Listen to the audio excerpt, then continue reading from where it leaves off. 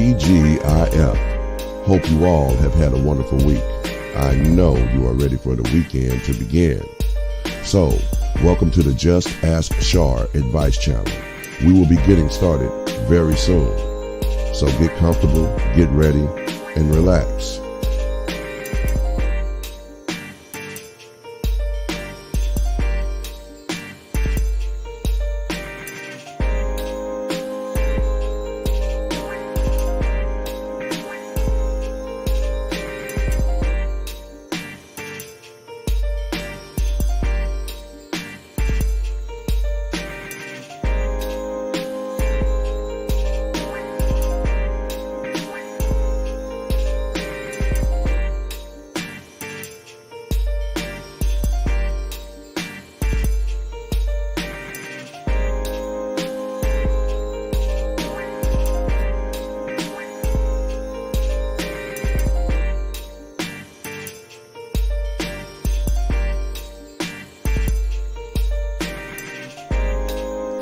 We sincerely thank you all for your support. This channel is sponsored by you, the subscribers. When you want to hear another perspective for yourself or a friend, then just send an email for advice to JustAskChar@gmail.com.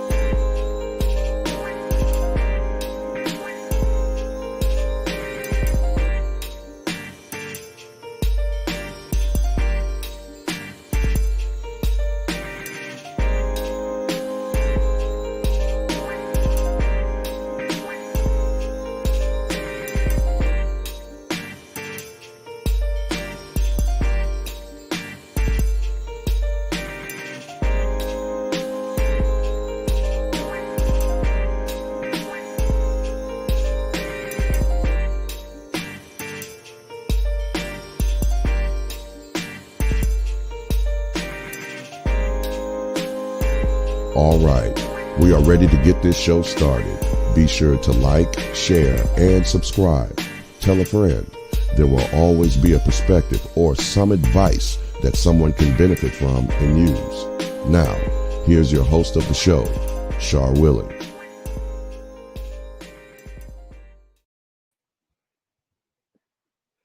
Greetings, everyone. TGIF. Hope you're having a wonderful Friday, the beginning of the weekend.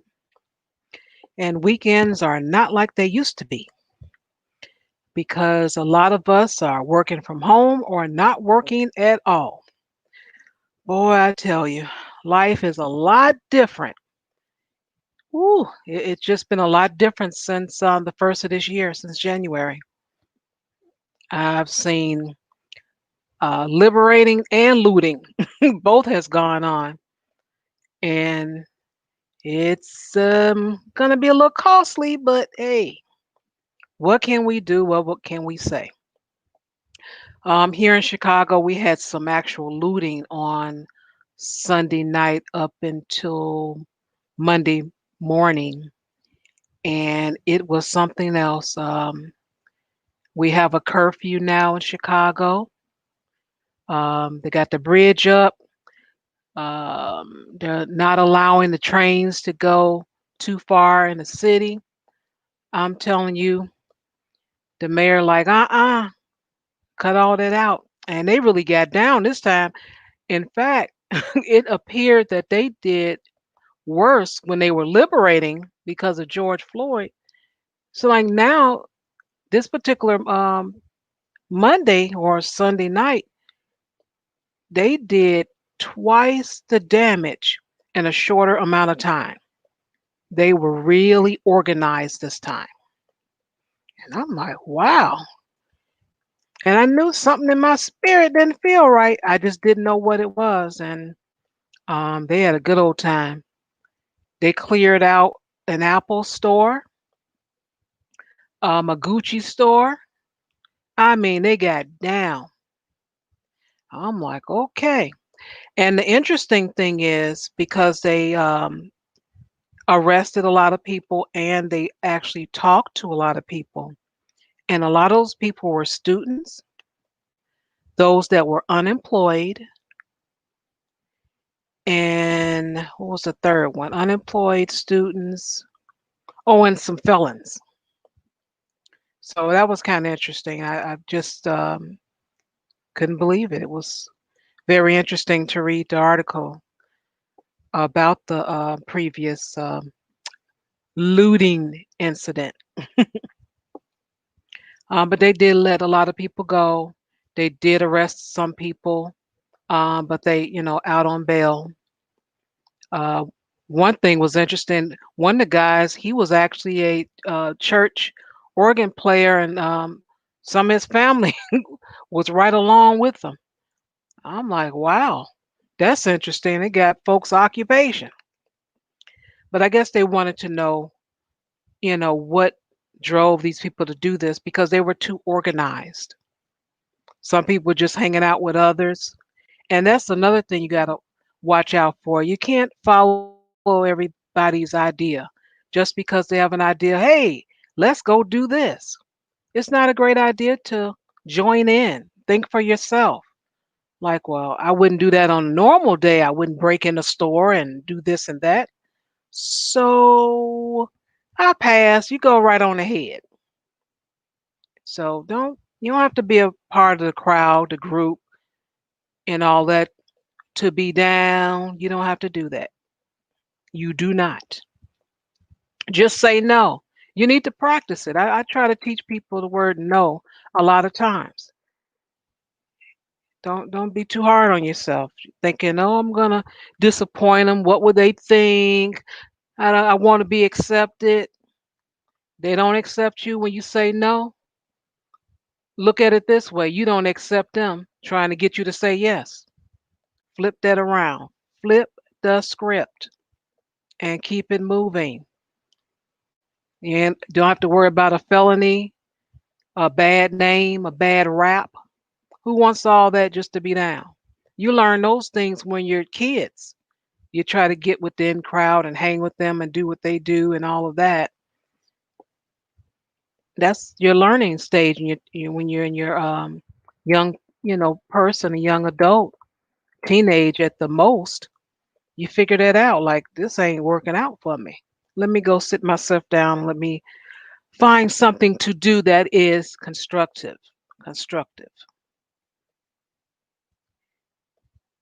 And I think that's all I have to share right now, except for with the what's going on with this virus. It's weird as far as schools opening and all that. Everything is kind of up in the air, but the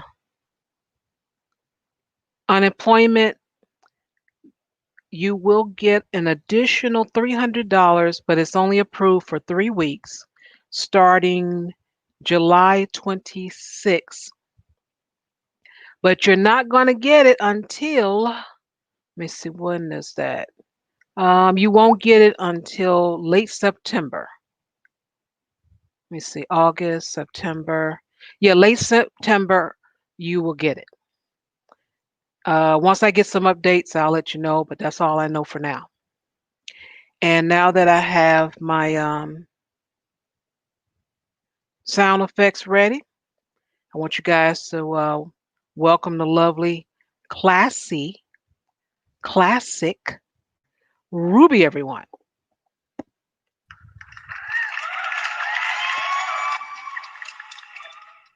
Why, good evening, ladies and gents. You know what's hilarious is I really do wave. Like, if you were sitting here right now, you see me waving. I know no one can see me. I don't know why I do it. I wave hello and I wave goodbye. So y'all, it's just so you know, I am that crazy. That's actually good because we feel your spirit, your presence. We feel that.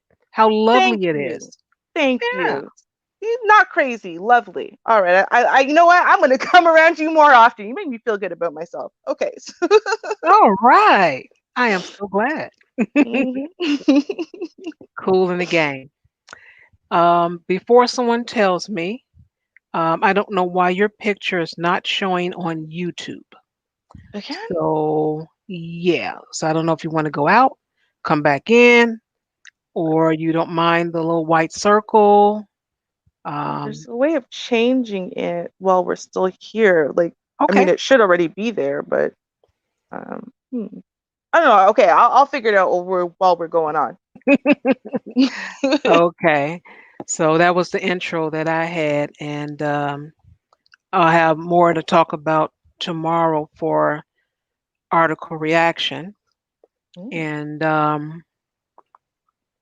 article reaction, you ask? You want to know what that is? Mm-hmm. Oh, okay. Well, I'll let you know. But one thing I will say, the time is at 6:30 p.m. Central, regardless of what you hear. Okay. So just to let you know. All right.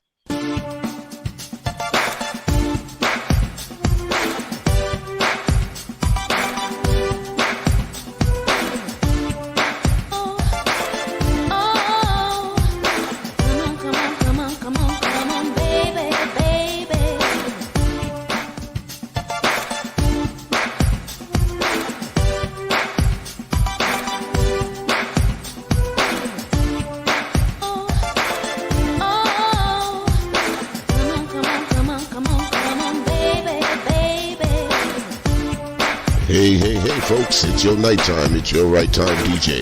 DJ Music. Make sure you join Char Willie each and every Saturday, 8:30 Eastern, 7:30 Central for Article Reaction, right here on your local YouTube channel. Don't forget, folks, like, share, and subscribe.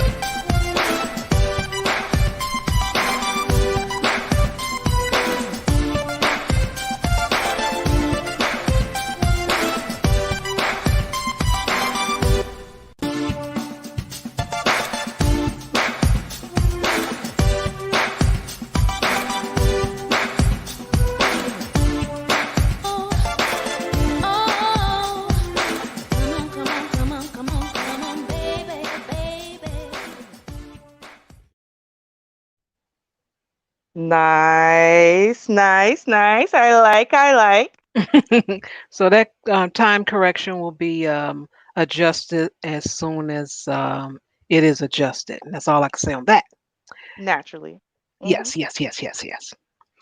And let's see. Now, Should question, real Okay, go ahead. fast. Sorry to interrupt, but can you see my picture now? Or Yes, yes, yes? Okay. yes. Gotcha. Okay. Yes. All right. All right. See what a little commercial break will do you. Mm-hmm.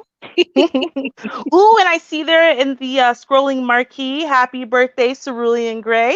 Yay! Happy birthday to you. Happy birthday to you. Happy birthday. Happy birthday. Happy birthday to you. All right. And Sorry. many more. Wah, wah, wah, wah. Yes, gotta love my Leo squad, August squad, here forever. I love you. Y'all are my peoples. You know how we do. All right. And don't y'all forget it. Hmm. Yes, a very happy birthday to Cerulean Gray. All right. Hmm. Um, okay, so hey Don Teasy, take it easy. Um, I guess we can begin now. This letter is from a gentleman this time. It's not a woman that wrote in, so I'm very happy about that. Now, Hmm. men sometimes they are kind of oh, I don't even have it ready. Oh, okay. Um, My bad. I didn't even have it pulled up. I guess I was just gonna go by memory or something. I don't know. Right? But yeah, I think that's what I was gonna do. Eh, Um, what I was gonna say. So on this letter, it's from a gentleman. It's kind of brief. So there's a couple of things that different directions we can go, and that's one thing I like about the letters. Even though sometimes it's not a lot of detail, it's mhm, still there's a lot of advice you can give different scenarios because it's so many different variables. What if this happened? Then you can do this. What if this happened? Then you can okay. treat it this way. So that's one thing I like about it. So that's kind of Mhm. cool. All right, let's see. Well, you know what? It makes sense too. That's a little bit shorter. I mean, men, more short, sweet, to the point. Just get there and then see where you go with it, right? So I like that. I like that. Give us a little bit of room to really be versatile. We love coming up with the scenarios. We do. Yeah, that would really make the show because it's always, I always say anyway, is his side, is her side, and then there's the truth. Mhm. So you never know. You talk to her, it's a whole nother story. Oh yeah. Oh yeah. Yeah. So let me pull that up and share my screen. Let's see here. Share screen. And I got audio. Audio. Make sure I put that in this time. Mhm. And here we go. Gmail.com. I have a letter today from a gentleman, and I'm ready to get right on into it. He writes, Hello, I am reaching out for advice on my 10-year relationship that currently looks like it's about to end. I would like to start by saying that I have been nowhere near perfect for the duration of our relationship, but I would say the last 5 years of it, I have been making sure that I stay faithful and present for my partner. My partner has a very bad attitude and temper problem. According to her, it has gotten worse because of me, and I have spent many times trying to research to find techniques to fix our problems. The issue is she is not interested in none of the books, articles, or techniques to fix our communication issues. If I try to tell her something that I have learned, she takes it as a personal attack. She says she wants to make us work, but she refuses to do anything about her attitude and short temper with me. What can I do? Thank you so much for your letter. All right. Hmm. All This right, all right, all right. this is not where I thought this was gonna go, honestly. Really?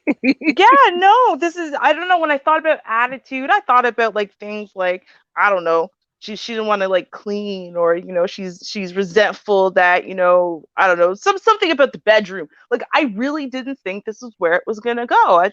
I I got to step back for a second. I got to like rethink all of my pre-planning I did in my head. This is this is a different one. Okay, so the attitude, you know what? Rehash it for us a little bit, Shar. Let me make sure I understood correctly. Okay. So it's a guy. They've been together 10 years. I don't know how much of that time they lived together. None of that information was in the letter. Um, he had not been faithful to her, and what I can tell 5 years ago. Mhm. So he's been trying to make everything nice and bright for the past 5 years. He's been trying to be faithful. And according to him, he has. That's what I take it. So she's been having an attitude and she doesn't want to work with him as far as being a better couple. Right. That's kind of the gist of it. Now, what I take from that, I answered him the way he wrote it. But what I'm thinking of as a woman, once you are unfaithful, she could say with her mouth that she forgives you, Mhm. but sometimes she can always just look out the side of her, give you the side eye and Right. never really trust you. Mhm. Absolutely. Yeah. We were just talking about this. I can't remember in what context, but yeah, that's absolutely what it is. It's when you do something in a relationship, right? So you start off the relationship. The reason why you got into this deep committed relationship is because you're so attracted to each other, you so are in love with each other, and so on and so forth. And eventually that settles into comfortable love, but you are still so in love, right? You're still so attracted to each other. And then over the course of time, you do little things wrong, right? It's sometimes just annoying things like you leave your socks on the floor every day, even though she asks you to pick them up, or she leaves her hair all over the apartment, even though you asked her to sweep it up. It's little things. And every little thing that we do to one another in a negative way, right? It takes a little bit of the shine off of your relationship. It takes a little bit of a shine off of the love. Now, these little things I'm talking about, they don't make big dents. And you can kind of recover a little bit from them eventually over time. Start picking up your socks. Eventually, she'll be like, oh, he finally started doing this, and that will make her feel good and add the shine back on. But there are some things we can do, like cheating is a big one, I would say, stealing from each other. Maybe if Yeah. you have previous children from a previous relationship treating those kids badly or treating each other's families badly, that take shine off the relationship and shine off of the love in a way that you can't really, really recover from. Like you can try, you could stay together forever after that, but it's never going to be the same. It's never going to be that special, precious on a pedestal relationship that it started as. So you're already working at a deficit there. You cheated on her, you know, she said, all right, I'm going to try to get it back, like Usher in Moving Mountains, right? Usher and Chili. I'm going to try to get it back, man. I'm going to try to get it back. I swear, baby, I could do it. Obviously, she can't. Maybe she's waiting for you to do something to get it back for her. Maybe she needs you to earn her trust again, or, earn something back to prove that, she's not stupid for staying with you. And then from what I'm hearing, you want to make the relationship better, but it almost sounds like, okay, well, you've decided that there are some self-improvement things you would like to do, like, reading and learning and growing in a certain way, and you almost want to force that type of growth on her. Like, well, if I'm doing it, then you should do it, and if you don't do it and me trying to force you to do it puts you in a bad mood, then you're kind of at fault for that. But see, now if I Mm. connect that to cheating, then I'm like, okay, so basically what you're telling me is that I'm not good enough and I'm never gonna be good enough. The girl you cheated on me with is probably one of those chicks who reads a lot and is all book smart and whatever. So unless I become book smart and become a different kind of person, then I'm never really gonna be the one. So, right there, like when I heard her say that, or when I heard the letter say that about well, I'm trying to make us read books and she has a bad attitude about it. And I'm like, oh, did she like reading books when you met her? Because if not, like that's not something you change like this, right?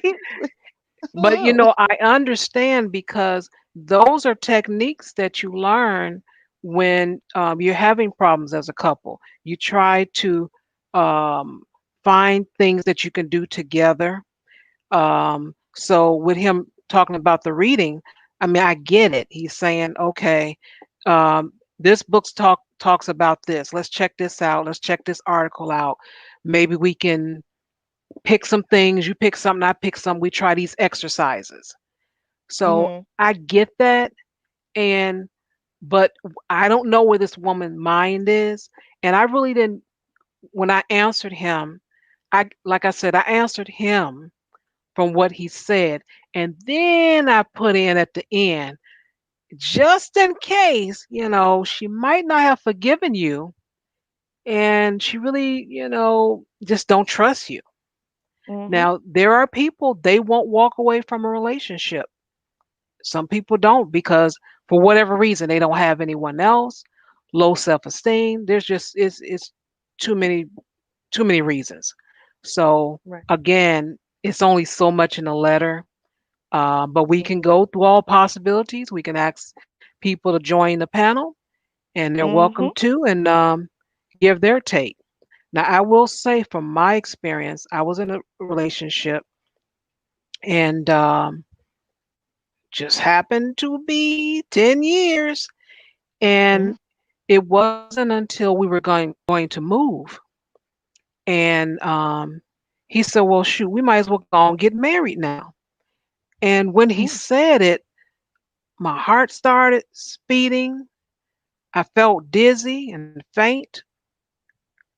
And I just, because what was going on, my body was saying, no, you know you don't want to marry this man. But there Right. was at no time I actually thought about it. We were just Mm. going through the motions. We were together, we were going through the motions, and I don't know. Mhm. Don't know. I really can't explain if I'm waiting for something to happen, to leave, I don't know. I can't answer that. I really don't know. I can't go back in time and give you what I was thinking. Right. Um, could have been low self esteem. I don't know. I've never had a problem dating anyone. I mean, getting someone that has Mhm. never been a problem. So I don't know. Hmm. But Hmm. some people just stay Right. and wait till I guess the other person leave. I don't know. Well, yeah, I think that for some people, right, some people have never really felt like anything really super intense relationship wise. So for them, if they're comfortable and this is functioning, then it's good Yeah. enough. Right. And so they're not part of that, I guess, that mind frame of looking for, intense love and looking for an intense connection. It's just more about functionality, and functionality is good enough for them. Comfortable is good enough for them. And I think to some extent, I mean, that's kind of what marriage was almost based on for a really long time here, certainly in a lot of places around the world, where it's just more like, hey, you're all right. I could see myself sleeping with you. I think we could probably do all right raising kids together. Want to get married? All right, cool.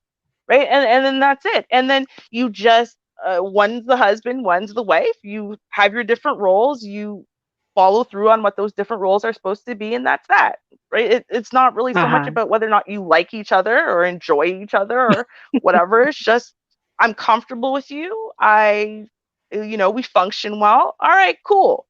It's more, I think, a new school idea where we actually have to really enjoy each other, and there's that intense spark in feeling.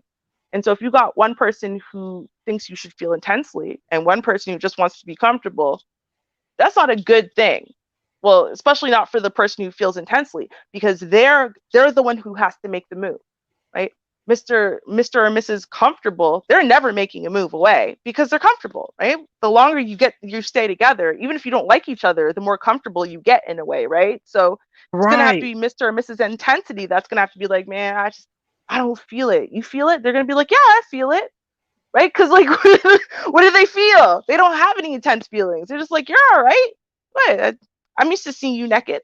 I'm used to you seeing me naked. We cool. You want to get married? We want to have a baby, right? And then Mr. or Mrs. Intensity is going to go, oh, hell no. Oh, no, I wasn't trying to do all that. I was just basically looking for a roommate. It's so much easier to save money when it's two people at a place, right? Like it's totally different goals, totally different.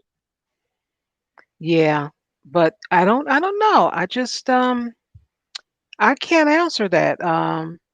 I can ask I can try to meditate and ask my younger self what that was all about, but I guess of course nothing was perfect, but it just Mhm. got to a place that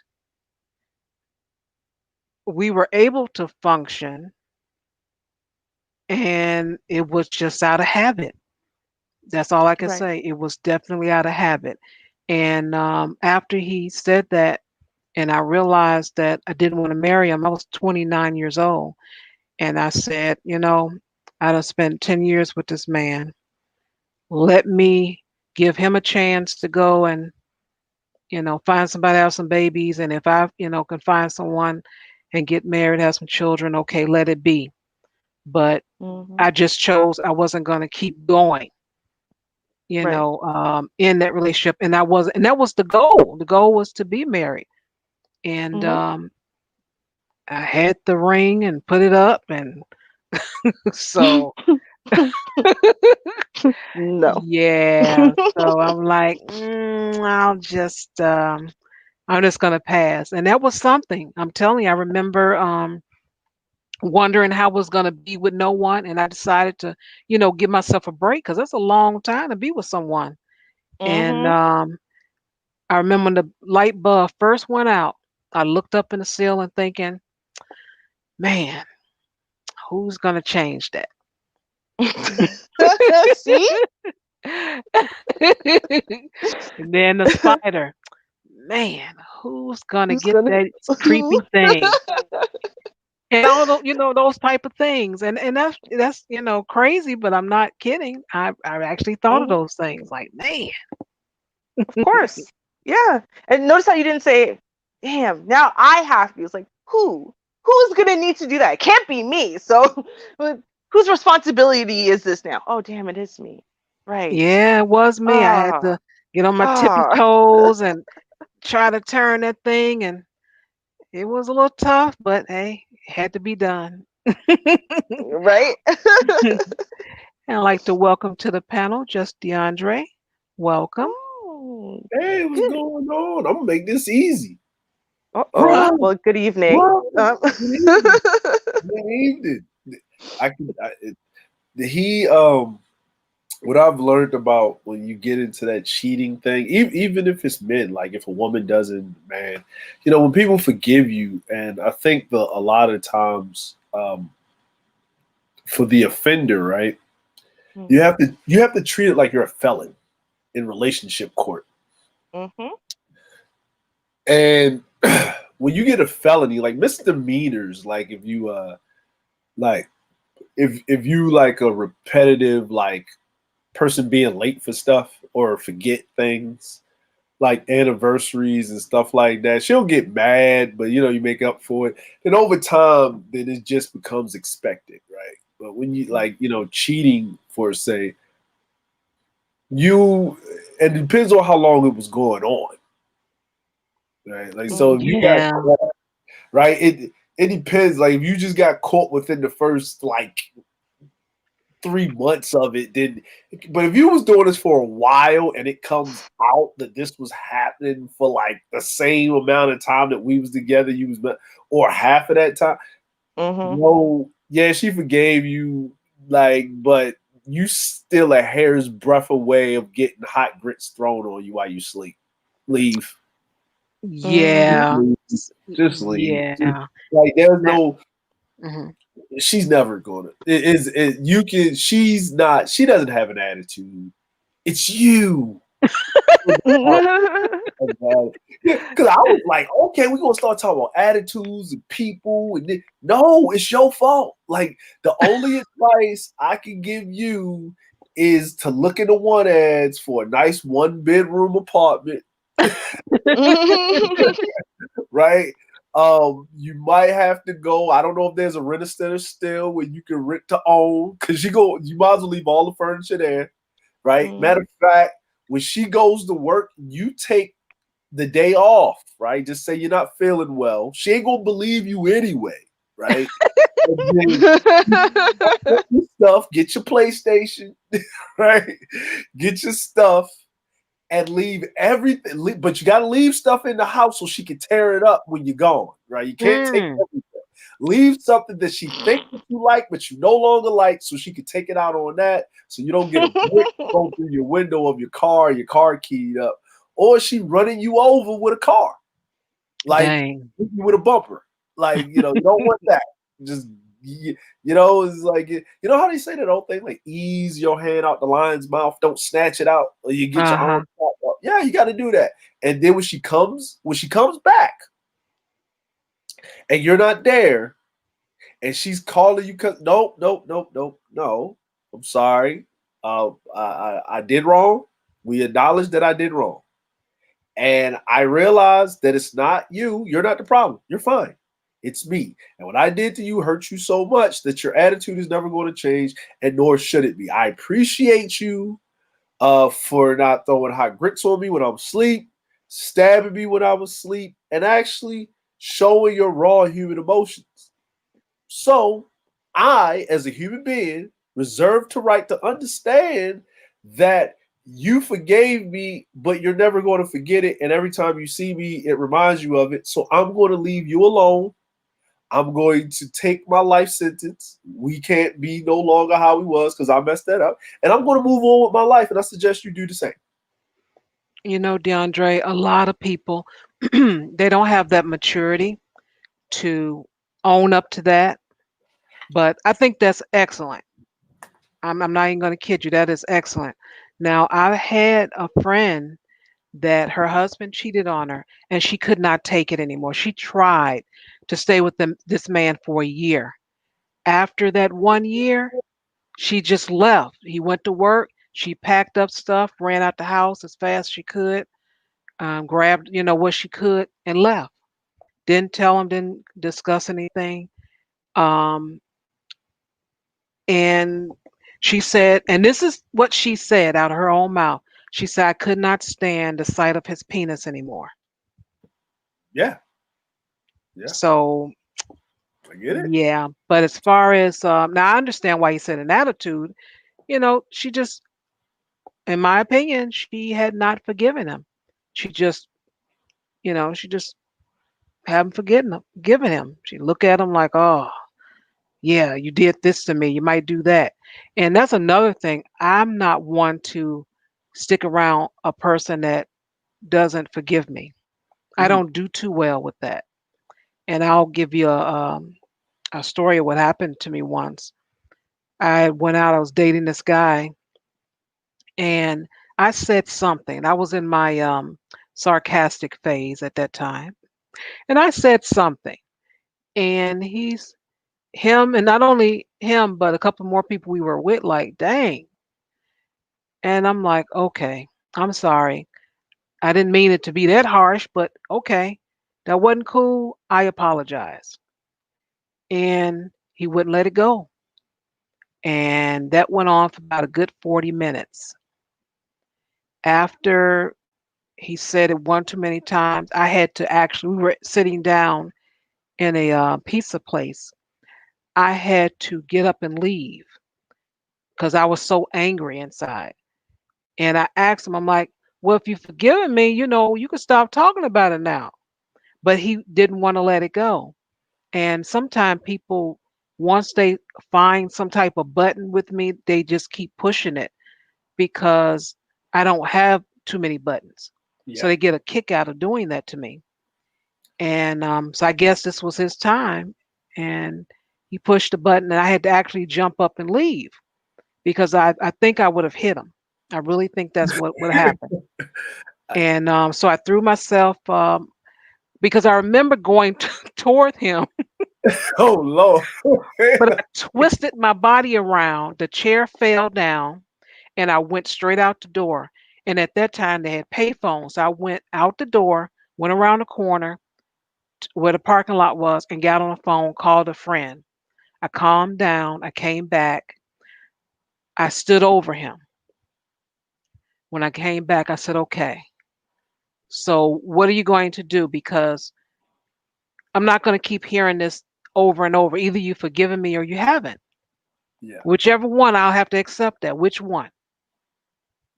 Well, I'm just either you've forgiven me or you have not. I do not want to hear this again.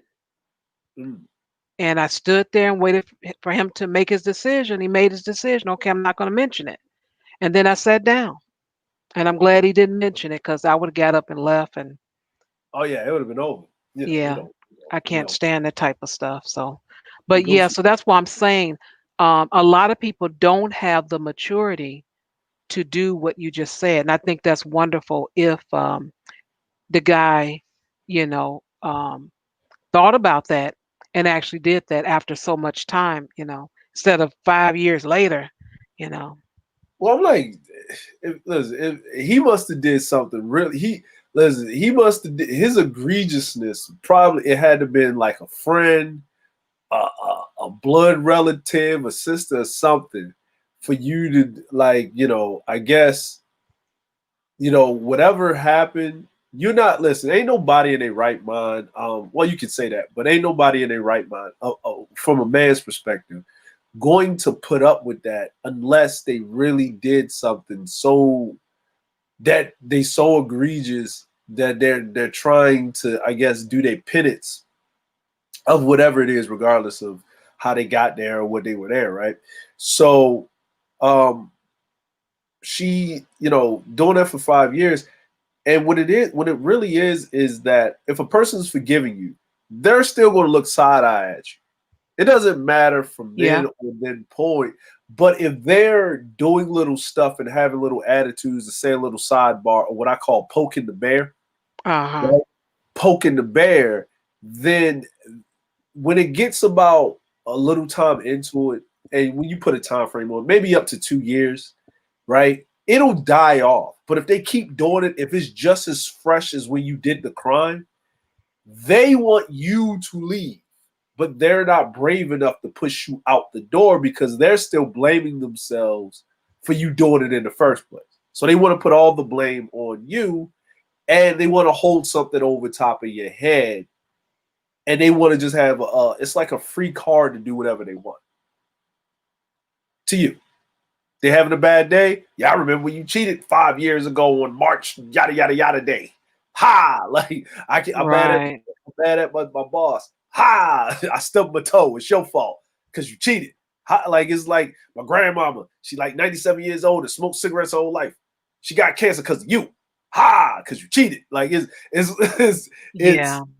everything is your fault when it's a bad day because you can't stay. She doesn't have an attitude all the time because you never mentioned we ain't having sex, we ain't doing this. It's just an attitude when it's not your fault or it's the least convenient or something is minuscule. See, you couldn't put your socks away, but I bet you put your socks away when you was over at Chick House. Ha! Like, like yeah, like stab, stab. And you can't say anything because it's a catch-all. I got you. Well, baby, like I told you this, I was right, but you wasn't right when you was messing with that woman. Hi, I gotcha. And walks out the room, and then you sit there with your jaw on the ground, looking stupid, right? It's and what he really is he wants to fix it. He really wants to fix it because it's like it's he has no leg to stand on, even anything constructive. So, but he really wants to fix it, and he knows it's his fault that she's that way because he broke her. But bro, it's time to go. You know what I'm saying? I'm King Petty. I love being petty. I'm patient with the petty. But there's a time when the petty has to end. You got to move on, and Yeah. she's not moving on. So you need to move on. You need to pack it up and leave. Yeah. I'll say this one thing and then I'll introduce Vonda. Do you said petty, let it go.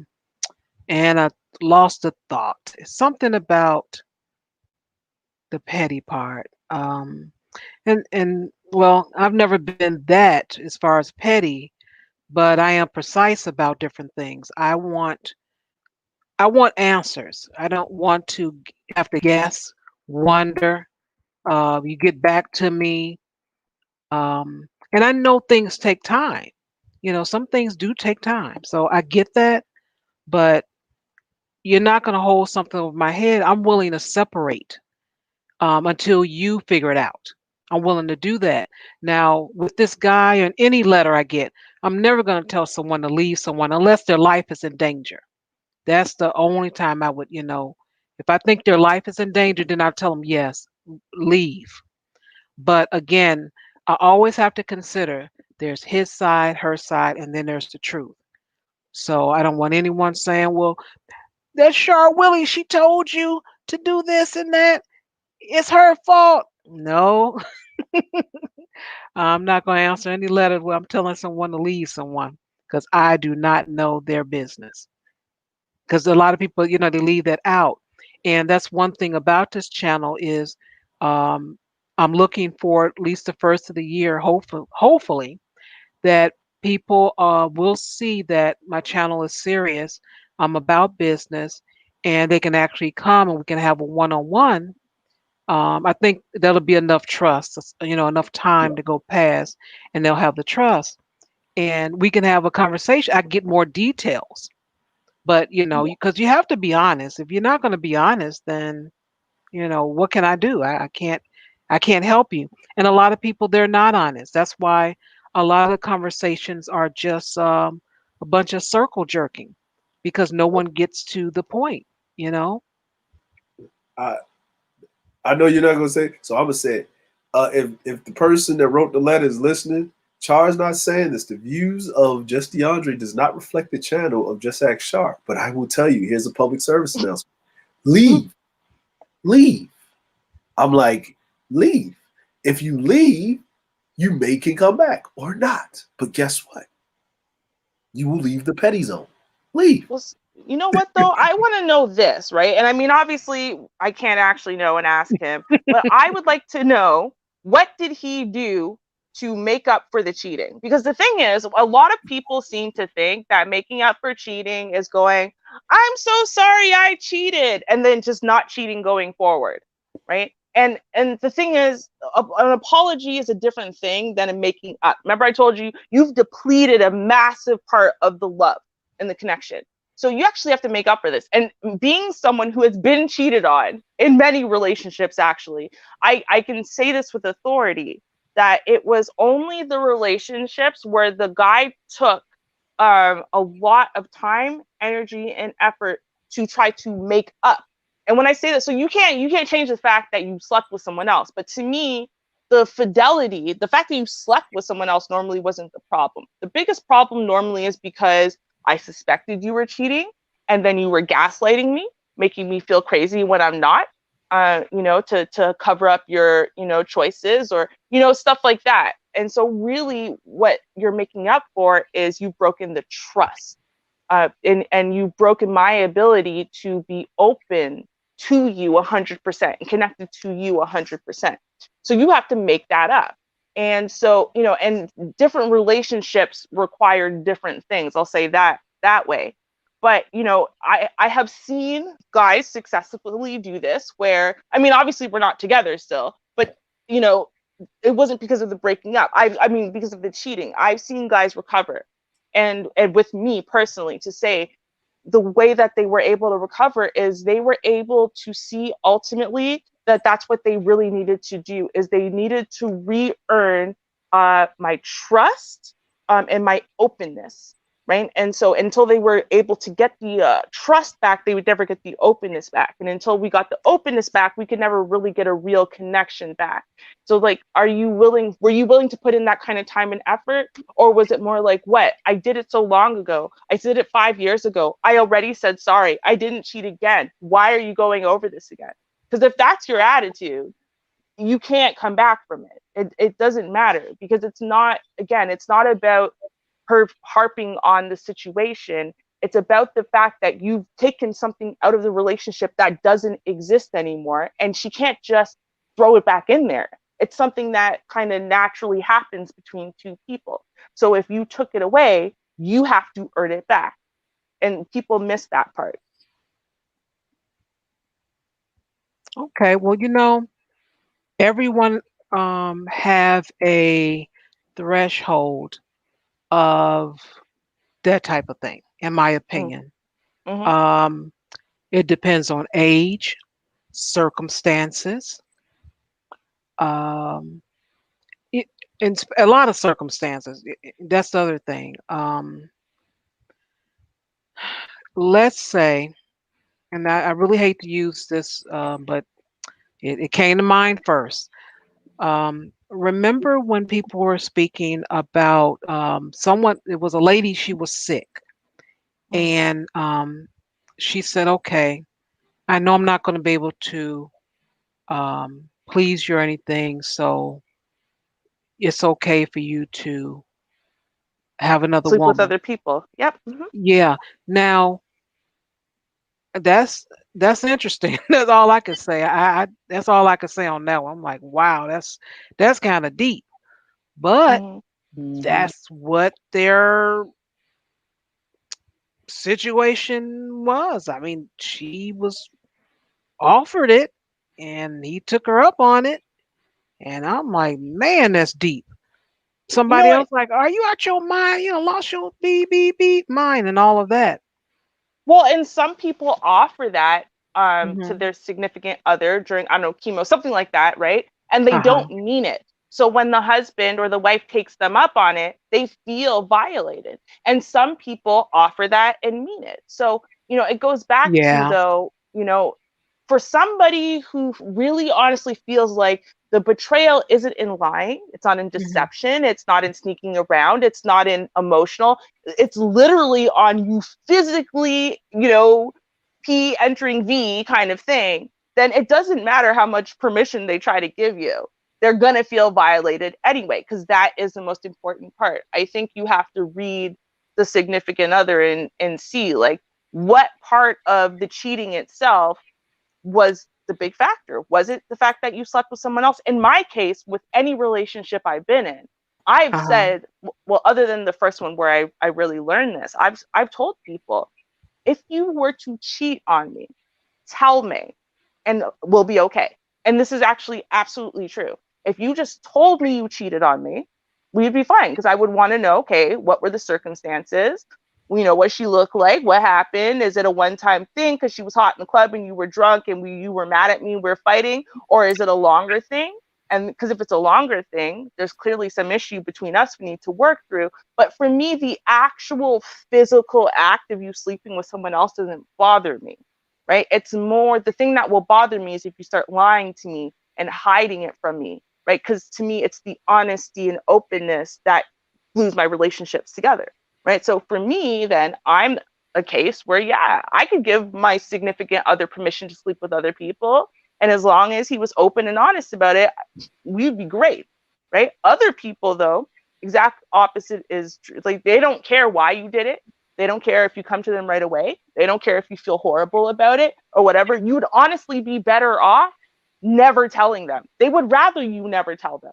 They're upset that you told them because now they have no choice but to break up with you, and they were happy up until that point, right? Because they didn't even know. So you Hmm. really have to know your significant other. And, I mean, we are focusing on the cheating part of it, but, I still go back to well, he said things were good. But now, so it's almost like he cheated. Things were bad for a bit. Then things were good for a while between them, which I'm guessing includes her attitude. And now her attitude is bad. So Hmm. it's like, what? It seemed like things were good there for a minute. So what is it about what he's doing now? And that's where I'm like, well, It he's could trying to be change. it could be nothing. Oh, hey, Vonda. Hey, you Welcome. guys, thank you for having me here, Shar. But to Sure. answer that Welcome. question, it's very possible that, now she's getting angry at him because she might be interested in somebody else. You just never know. It just might be a flip 'em. So now she's Mm. thinking, well, you know what? I need to bring up a reason, because maybe he did the cheating and, he's made it up to her. She had at one point forgiven him. And now she's like, okay, well, now here's some get back. She never forgave him. One thing about it is that, couples, and it's all depending on the couple and the people and their experiences and their walk of life. It's all going to be different for every couple. But at the end of the day, when someone does something disloyal to the other person and they decide that, okay, you did this, but we're going to work through this, they both have to make that decision. Meaning the person who the deed was done to has to make the decision in their heart to forgive this person.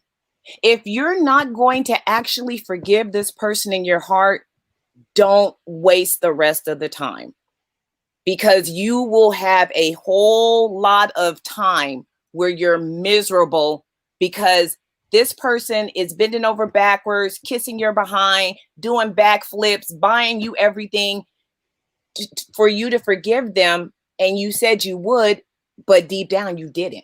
You didn't let it go. You know, you cannot continue to go on, and it's not going to work. Now, if there was a point in time where it was good, he did this and it was good, she had allowed him to make it up to her. But now, you know, who knows, maybe she put on 20 pounds. She's starting to feel bad about herself. Now she's thinking about all the dirty stuff he did to her. Or, like I say, she could be interested in somebody else. Okay, now I'm about to find a reason to go do it to him. It could be a whole plethora of things. Yeah. But at the end of the day, when you're in a relationship like that, both parties have to agree, meaning he can't just say, oh, I'm sorry. I already said I was sorry and just go on about his business and still be the same, you know, asshole he was before. No. If you love her and you still want to be with her, you're going to have to make that change. When she wants to look in your phone, you're going to have to show her your phone. You're going to have to give her your passcodes. She's going to need to trust you, because before she didn't have a problem with that until you betrayed her. Now she's thinking, well, damn, I wonder what the hell else he's doing.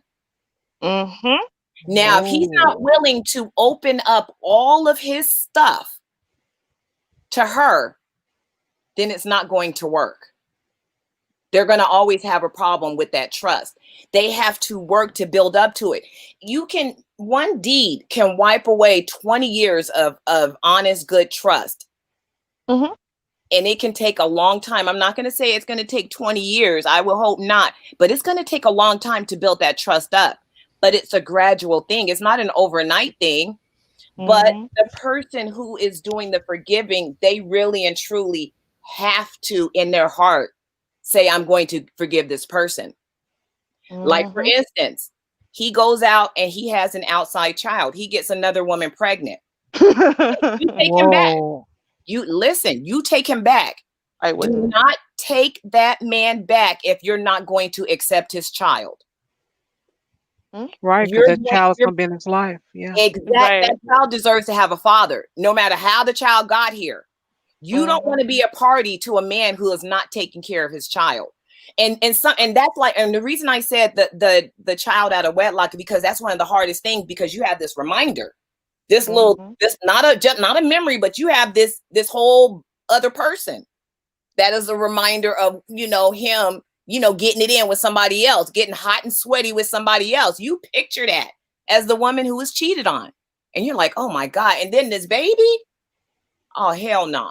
But if you take him back, don't you take that man back if you're not going to accept his child.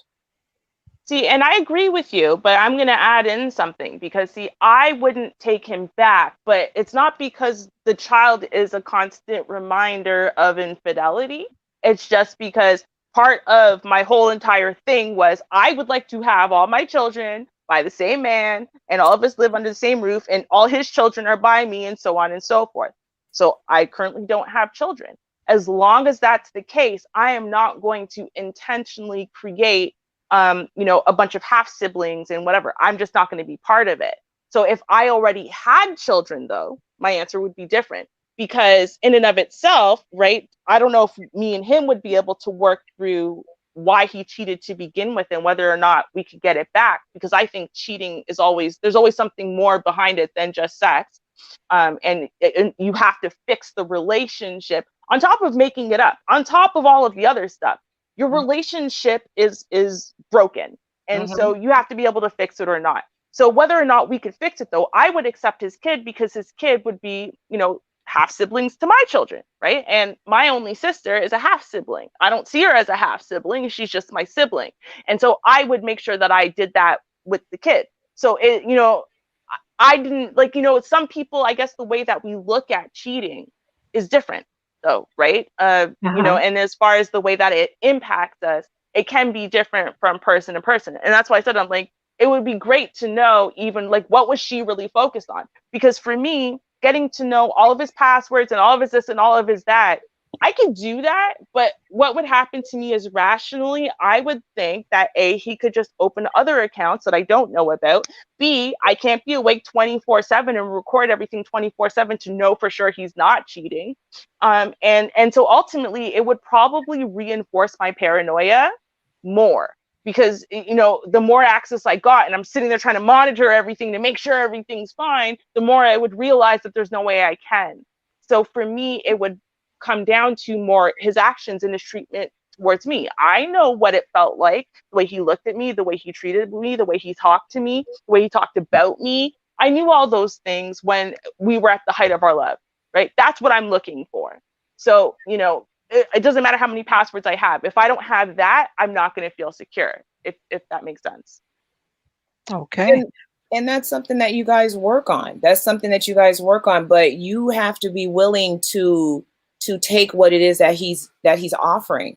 And then if there's something more that you need, you have to talk to him about that, let him know, and he has to be willing to work on that. It's just that's just a terrible one. It's a hard one when you break someone's trust. That is a really hard one for a lot of people to get around.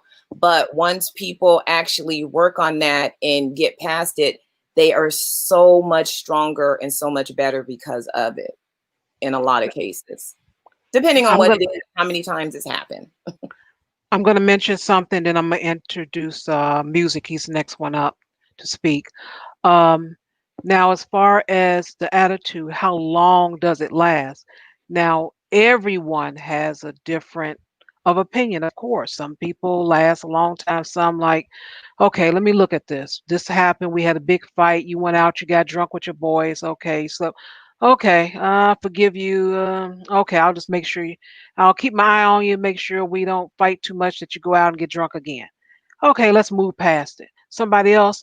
Oh, it's been 9 months, 2 days, three hours since you went and did this and did that. So how long is that attitude acceptable? That's gonna vary per person and per situation, of course. Situation. Yeah. I'd like to welcome Music to the panel. You're up. Hey, DJ Welcome. Music. Hey, Music. Hey, good evening, ladies and gentlemen. How's everybody doing? Great. Good. All Great. right, all right. Right, Good, right. good. I'll just say this, ladies and gentlemen. If you feel that you have to monitor a relationship to what he's doing or what she's doing, and where he's at, and all this, once that factor of you slept with somebody comes into that relationship, you might as well just walk away from it. Some people are able to, how you say, get over it, but they never get past it. And it usually comes to, I would say this, sooner or later it comes to, I'm gonna get even. You did it once, and then it goes back and forth, back and forth, back and forth, back and forth, especially when there's children involved. That's the main reason why most people, when they do find that their partner has been with someone else, they don't leave. Mm-hmm. It's just that's just human nature. Okay, you cheated, but we have children here, so let's see what we can do about fixing it. But that opens the door to everything else. Lying, let me see what's in your phone. Curiosity. They say that killed the cat. Satisfaction didn't bring it back. It was, plain and simple. So sooner or later, like I said, if you have to continue to monitor a relationship, it's destined to fail. It really is. So don't fool yourself. Like Dre said, just walk away. Mm-hmm. It's Absolutely true. it's a whole lot easier to deal with your children in a healthy environment, being away from them. And I don't advocate divorce in any situation, but you have to look at it. Once someone cheats on you, there's always going to be an argument about where you've been and what you're doing. That's guaranteed every day. Well, Mm. I'm gonna push back on that a little bit just because, like I said, I have been cheated on and I have gotten past it, right? I've also gotten cheated on and not gotten past it, which is why, like, I know, for example, the whole being able to monitor everything doesn't work. If that's what I feel like I have to do constantly 24/7, like you said, it's not gonna work because I'm gonna realize there's only so much I can monitor. I can't be awake 24/7, and you could just create new accounts with new things that I haven't even heard of before, and so on and so forth. They're going to get smarter at deleting things right away, at hiding things, at whatever, and I can't keep up. So, playing amateur detective doesn't work in the long run. But, I've gotten past it. And the way I got past it had to do with actually just his commitment. Sure, I had access to everything. Yes, that definitely happened. But really, it was more his commitment towards being actually genuinely sorry, right? It wasn't just like a sorry, I got caught, sorry, you're angry, sorry, this is causing a problem, get over it. It was a genuineness I could feel in his soul and a genuine desire to want to get it back. So he actually wanted to talk about why he got there. And I actually wanted to hear it because that's important too. If I don't want to hear what's wrong with the relationship and how we got to this place where suddenly now 3, 4, 5 years in, now you're cheating on me, well, then it's not going to go anywhere anyway. But I did want to genuinely hear it. I was hoping we could fix it. And so, he genuinely wanted, and he didn't mind being questioned. He didn't mind being quizzed. He didn't mind sitting there and having deep discussions. He didn't mind if I suddenly got angry or suddenly freaked out or whatever. In fact, if anything, and I remember really early on when that would happen, instead of getting angry about it, he would get apologetic because he realized that the reason why I'm going through this turmoil is because of him and because of what he's done to this relationship.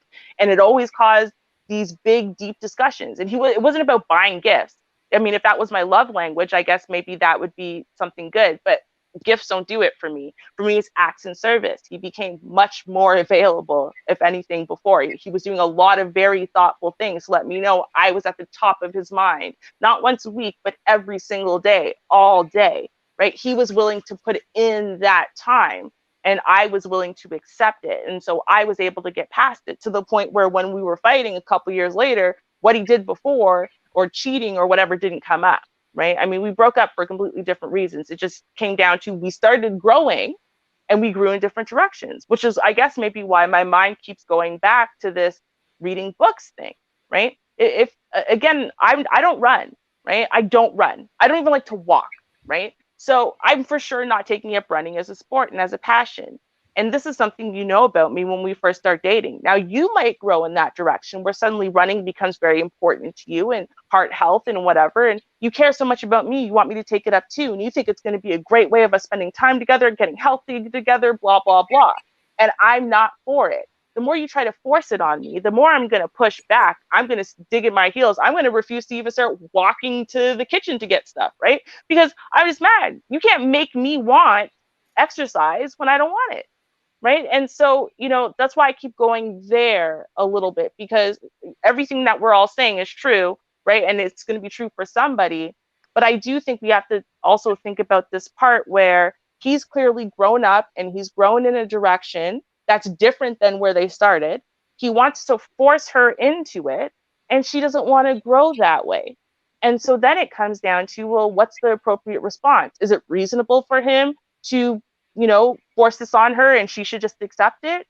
Is it reasonable for him to be like, well, you should support me in doing it, but you can do whatever you want, and that's okay for you to be who you are too? Like, I mean, I think that that's a big issue as well.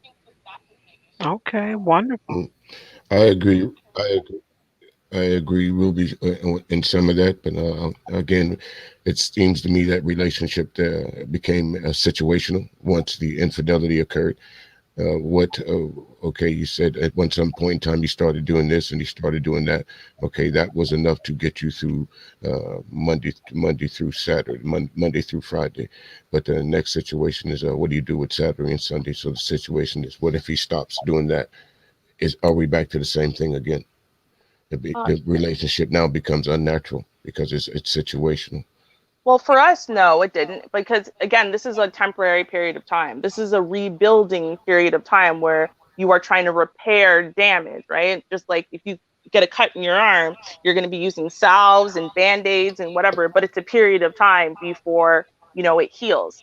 And so once we healed, right, we were naturally able to gravitate out of maybe it being as strict, but at the same time, it didn't really feel all that unnatural for him to want to send me a text message first thing in the morning to let me know that, he's thinking about me today or whatever, because we both enjoyed it, right? So these weren't things that he had to do that were restrictive. These were things that he was doing because he cared and he wanted to let me know what's going on in his head, which is that when he's thinking of me, he lets me know.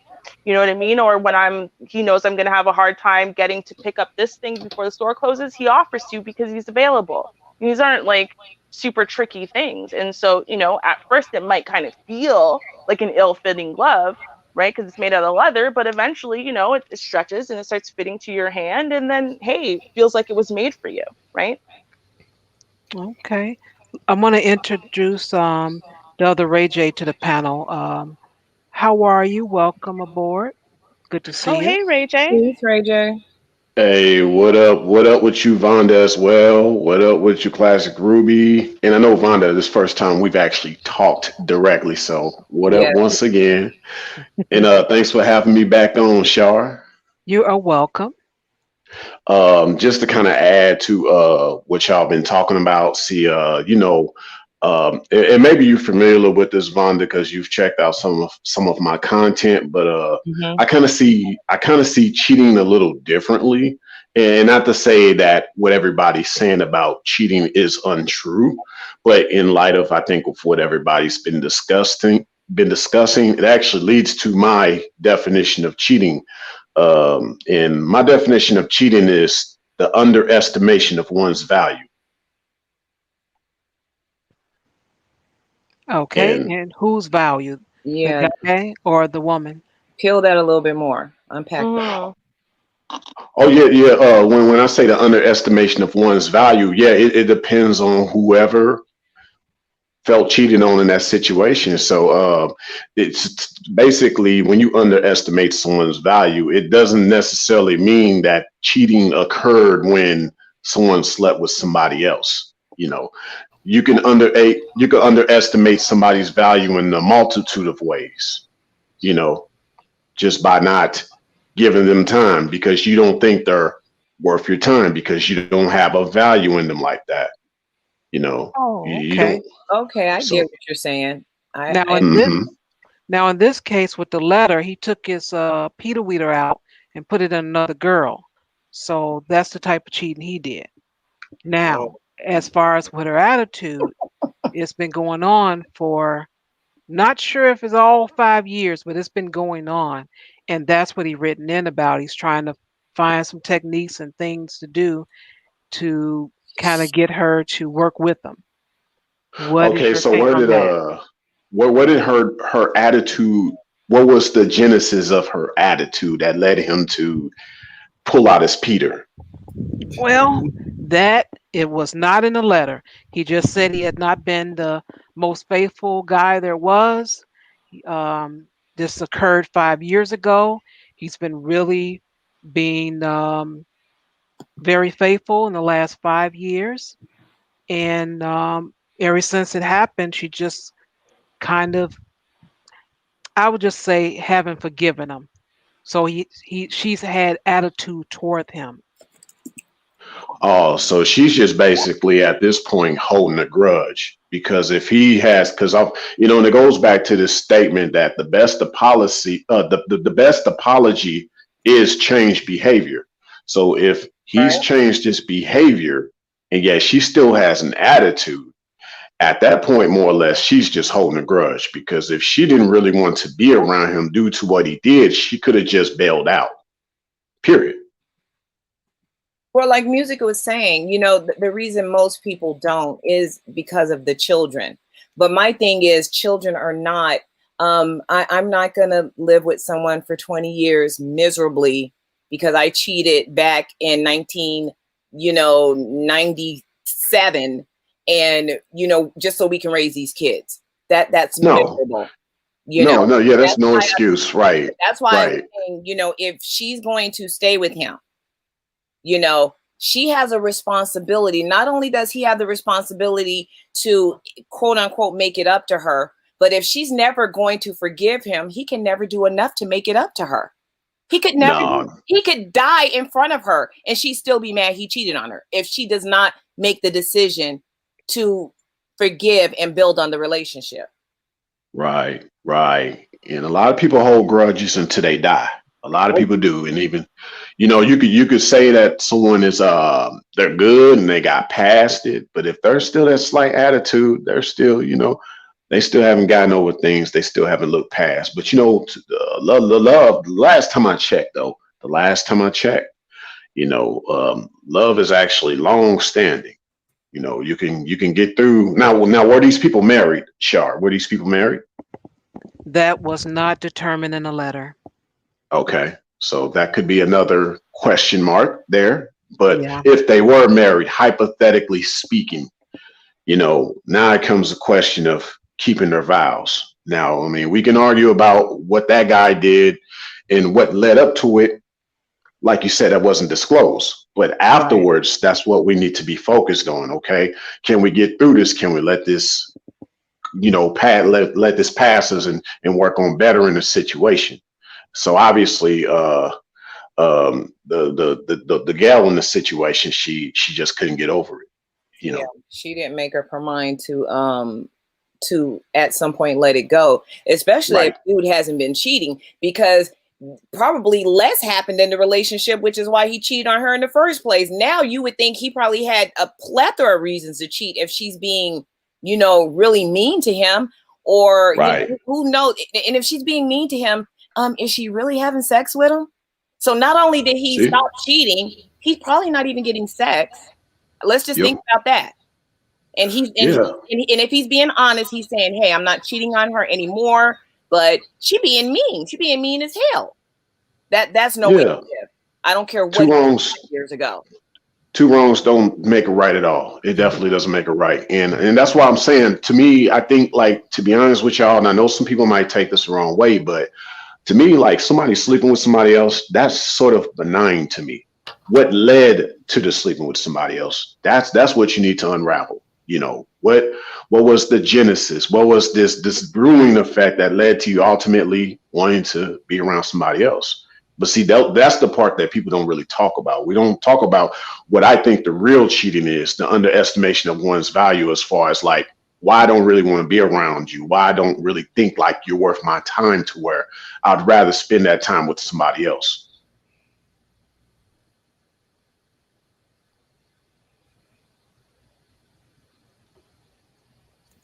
Oh, I got quiet. Hello. Quick. Oh, huh. Quiet, quick. Oh, okay. Oh no, I was muted. I completely agree with you. I mean, now you and Ruby, you guys both say, "Hey, the act of, my partner, or the having sex with someone else, I can get past that." And you know what? I totally get that. But for me, it is the total package. I'm not going to be with somebody who's like, "Oh, this is what I'm about to do," and I'm like, "Oh, okay, as long as you tell me, it's good." No, we're not doing that. My thing is that the thing of giving your body, because when you're with someone and you're sharing your body with that one person, and that one person is sharing their body with you, I feel like all of that is mine, and all of this is yours, and nobody else is supposed to be getting what's good about this. And in my opinion, nobody else is supposed to be getting what's good of that, of yours, of mine. That's mine. We belong to each other. And so to me, just that I cannot throw that out the window and make it miscellaneous and just say, "Oh, but just tell me." No, you better let's make that commitment. If we have that commitment that we don't share our bodies with other people, we only give each other that, that good, stuff. We share that with Well, yeah, I see it Bonnie trying to be definitely. classy over there. Okay. Well, it definitely brings up the different mindsets, because I think, like, when it's all said and done, honesty is the best policy. So like, especially with people who favor monogamy, that definitely needs to be brought up right up front. Like, what do you want? Like, what kind of relationship you want? And that honesty is very important. And if you have other things in mind, well, bring that up, but don't tell that person after you've done those things. Well, I think that's very important. That should be discussed beforehand, because if that's what you're thinking, when you find out that, he took his peen and he put in another chick, and you're like, "What?" And what we had was so special, and you just went and just laid up with her. I mean, did you feel that specialness with her? And it goes through a whole big old emotional thing. So it's not only the lying, and it's the sharing of your body, because now you done, desecrated, our godly thing, between us. And I don't even mean that in a religious way. I mean between us, that barrier of what we have between us. Well, and because I went back and listened to the letter, right? Because I really wanted to get the details specifically. So I'm going to say, first of all, so they have a 10-year relationship. He didn't say marriage. He said relationship. So let's assume by relationship, he meant they're not married. And he said that he wasn't the most perfect guy, but for the last 5 years, he has tried to stay faithful and present. Then he said, she has an attitude and temper problem. Okay, so, and then what he has tried to do, apparently, right, is he's reading the books and whatever, and trying to find all these techniques to fix the issues within their relationship. And, she's not about that life. She's not trying to follow these books. Whenever he tries to come up with a technique, she takes it as a personal insult. Like, I guess, basically, when he tries to say, oh, well, baby, let's try to do this, so that way this doesn't blow into some big problem, she takes it as a personal attack, saying, well, she's at fault, you're just the angry person, you need to learn how to calm down, instead of hearing it for what it is, which is him trying to resolve this more peaceably, right? So she says she wants to fix the relationship, and she wants them to stay together, and he's saying, well, I want us to stay together too, but we're at 10 years and it looks like things are going to completely fall apart unless basically they can figure out a way to hear each other, which is that she's got an attitude and, temper issue, right? And, what he would like to do, obviously, at least for him, it's an issue. Maybe for her, it's not an issue. And maybe that's something we should discuss too. Does she think her attitude and her temper is an issue? Or well, that's where I think she's very comfortable in her anger. Some women get into that angry place and they find so much comfort in that, and they say, this is where I'm going to stay. It's not necessarily a conscious thing, but she's so comfortable in that anger and that hurt, she refuses to let it go. It's toxic, though. It's real toxic. You're absolutely correct. It's very toxic. And my thing is, like I said before, if she does not make that decision to let that go, that dude, he should find other alternatives, maybe leave, because it's going to count his losses. Better. It's not going to get better. Yeah, you better. He probably got to count his losses. It's not going to get any better. I agree with Dre in that respect. Guys, what if we take out? What if we, and I totally hear you, Vonda, and I think that, there's a lot of people who see, fidelity or infidelity the same way. But just because of the way he phrased the letter, right?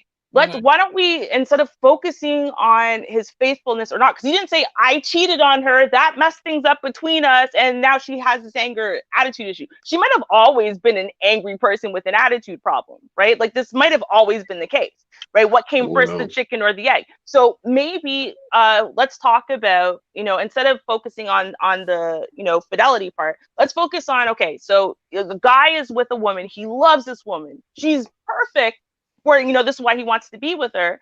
But you know what? She came into the relationship with an attitude problem and, an anger management issue. And he wants to help her, get through that, and maybe stop being quite so angry and blowing, short temper and whatever. But anytime he tries to help, she takes it as a personal insult, because she's got a short temper and a bad attitude. So Ruby, basically, what does he do that? I'm going to have to give you some pushback on that.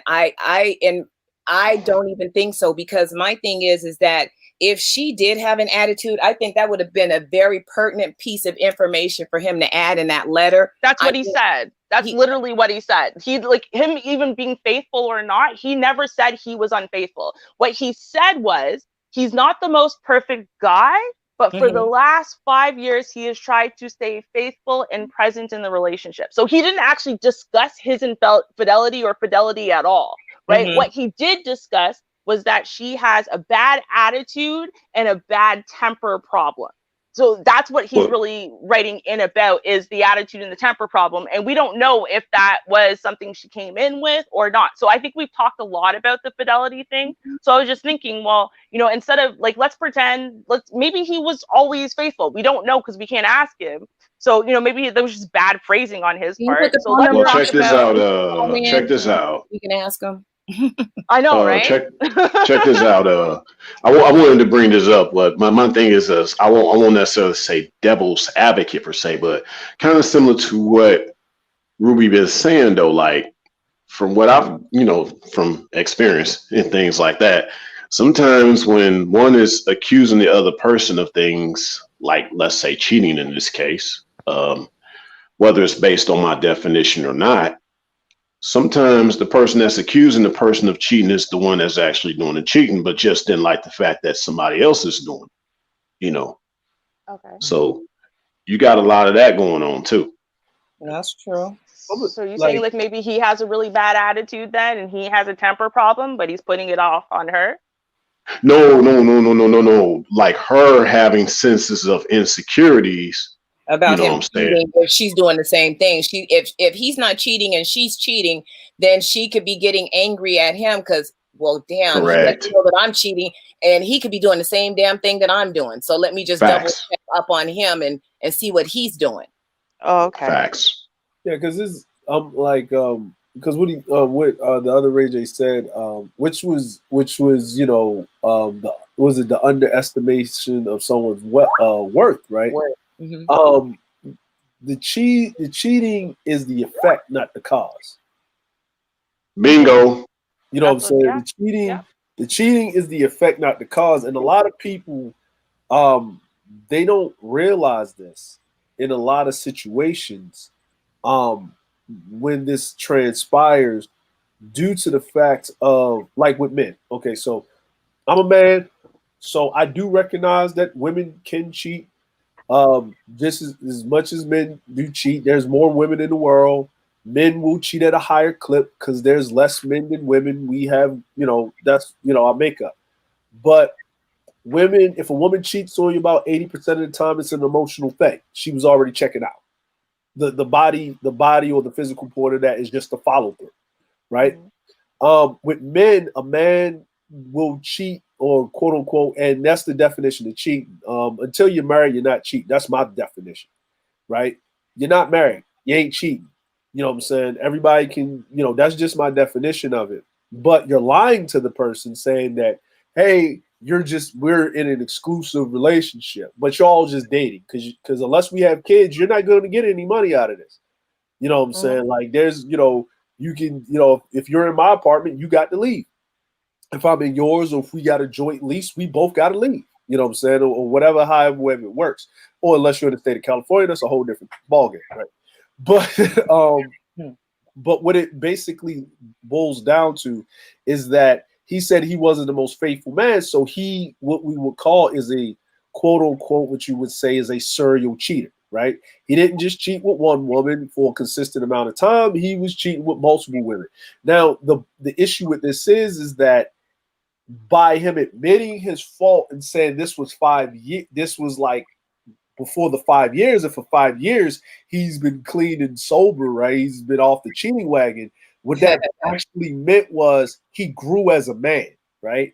They probably was together for a long period of time, right? It says they was together. They were together for 10 years. 10 years, right? So in that 10 years, right? If he's seeking advice from Char here, let's just say most men don't get their stuff together somewhat way until they're about 28. That's when it starts creeping up on you. You wake up one day, your knees start creaking, right? You gotta take that. You go to the gym and you need that pre-workout, right? You just ain't got that oomph like you used to as a man, and you start to feel that around 28, 29, 30, right? So for the last 5 years, he's settled in being a man, right? Taking priority over the head on his shoulders versus the head in between his legs, right? It is taking priority, right? So he's thinking, and a lot of times him cheating has nothing to do with him basically saying, I'm not going to mess with this woman because I got a good woman at home.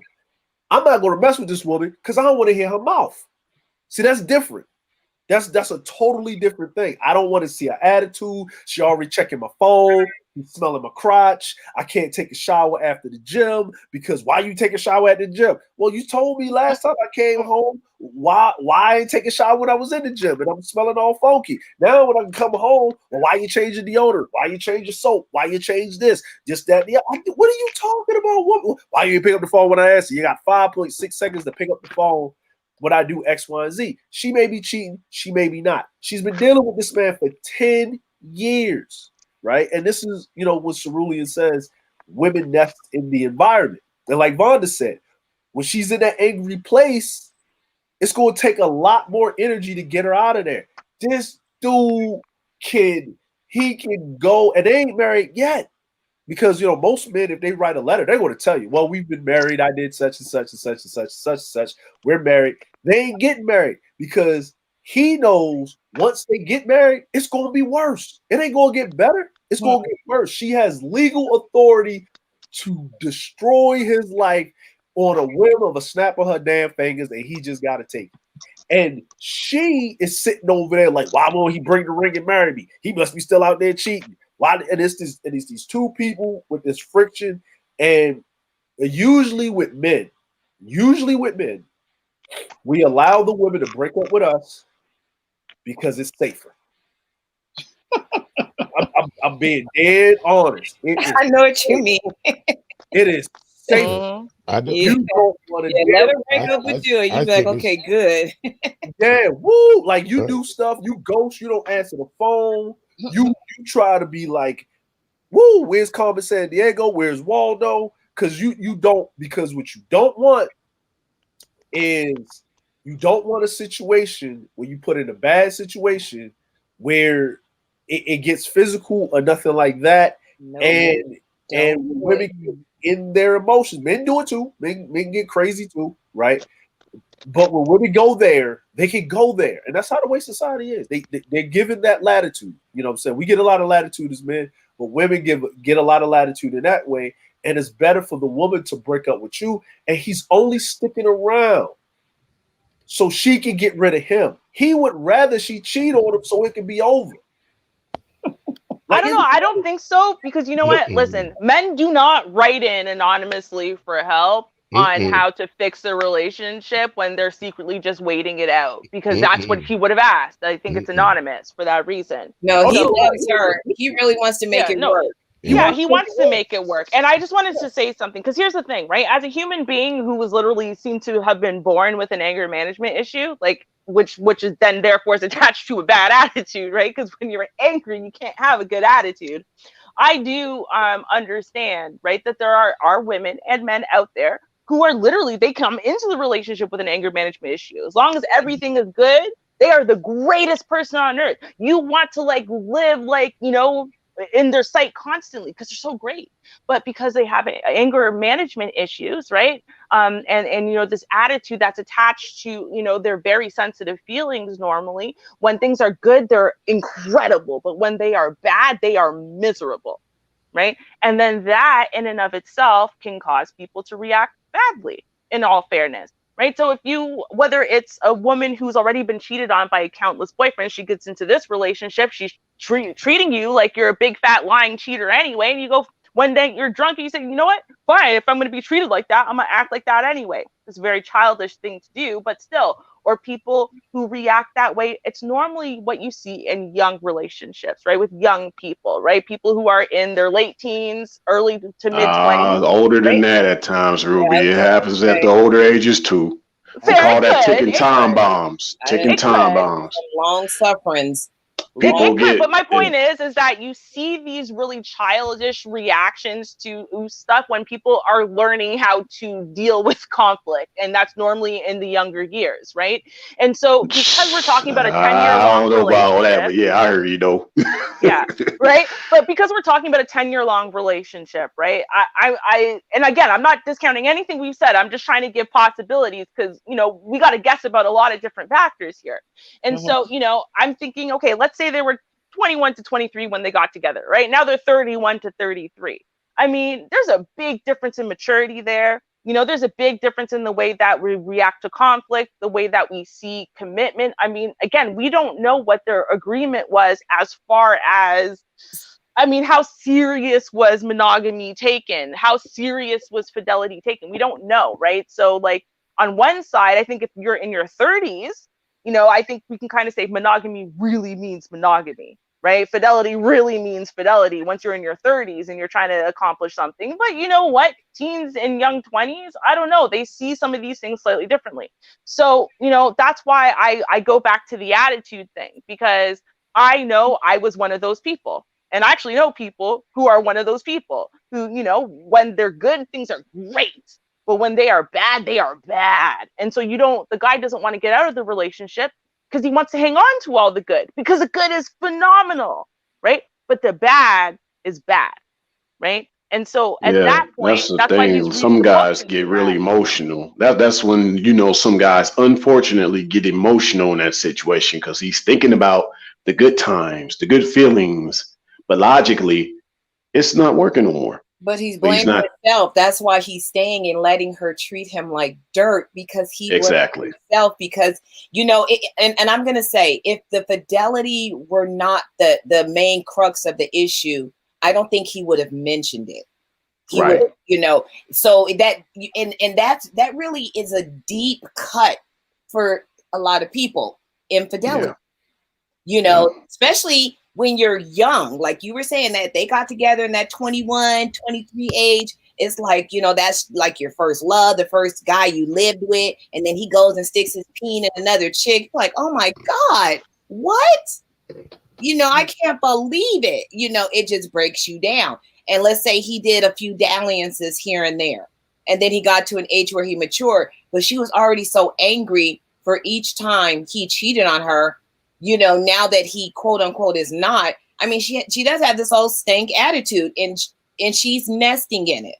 You know, as DeAndre says, she's nesting in it, you know, but he loves her and he blames himself because she was nice and sweet at 20 when they first got together before he started, you know, playing hide the salami with all these other chicks.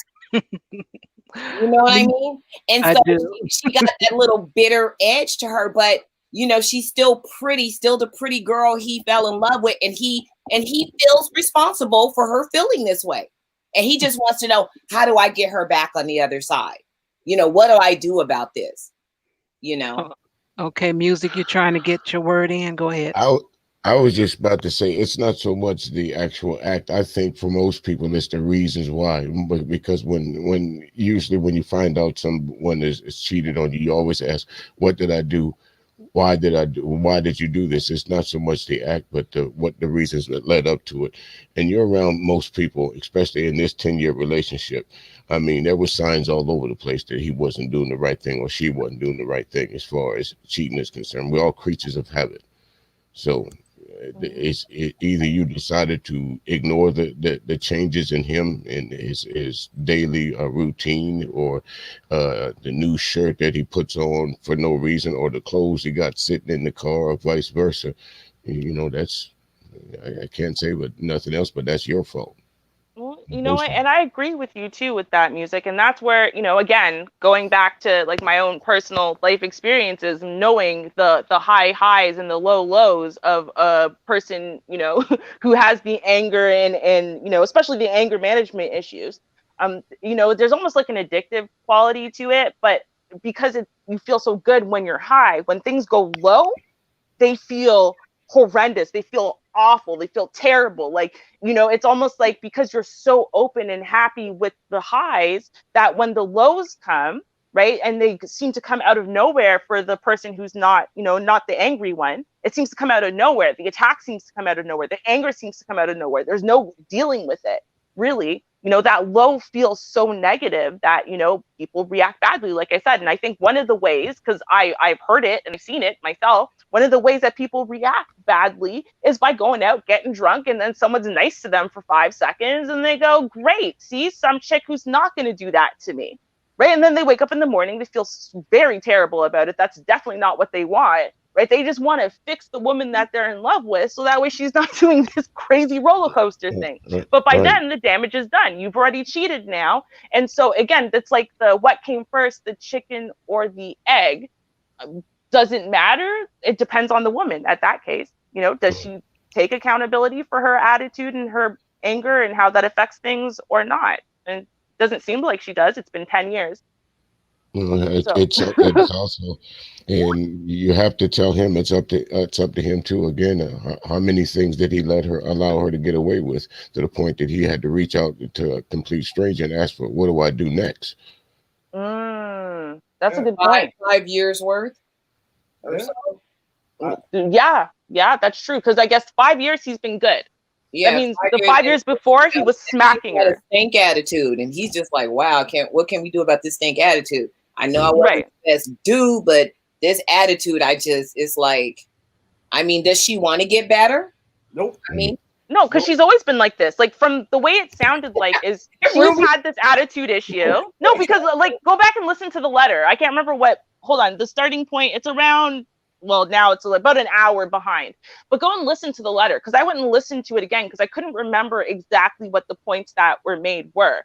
And what it, like, when he's talking about it, right?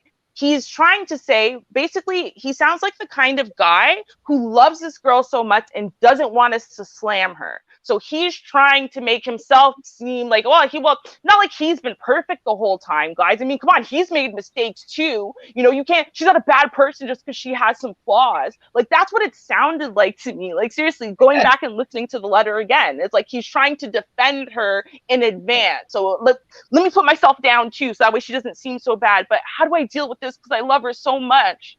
That's what it sounded like to me. I'm being real. Like, he didn't sound like the bad guy.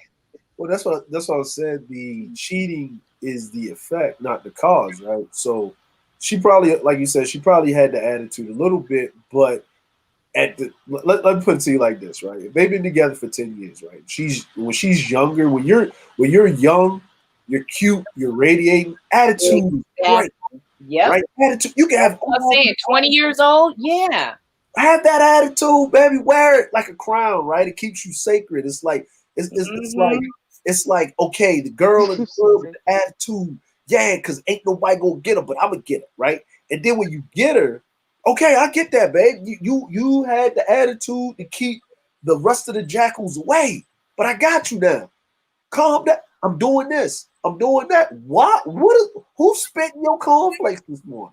Like, what's wrong with you? Like, and then she's taking it out on him, and she's got a bad day. When it's good is good. When it's bad is bad. So when he was cheating, it's not that he didn't love her, right? And this is whatever. It was, I need my ego back to go deal with you. Like, because it's energy. It like energy is this great thing, right? It's this great thing, but it's this bad thing at the same time. And you can come in and have a good day, right? Just in the workplace.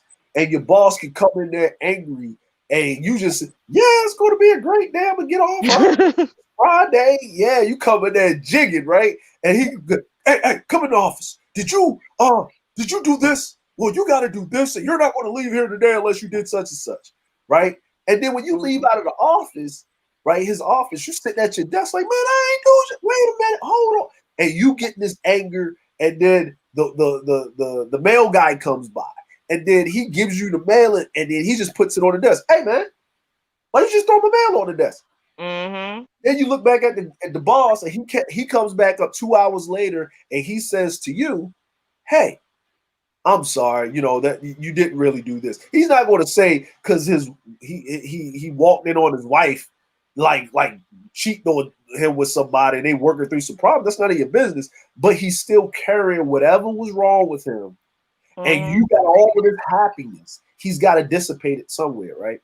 So he's getting all of this stuff, and the ego. Like, people don't. A lot of times, like, you know, like when Char was talking about the story about, she said something to, you know, the guy, and she could be sarcastic, and it was over with.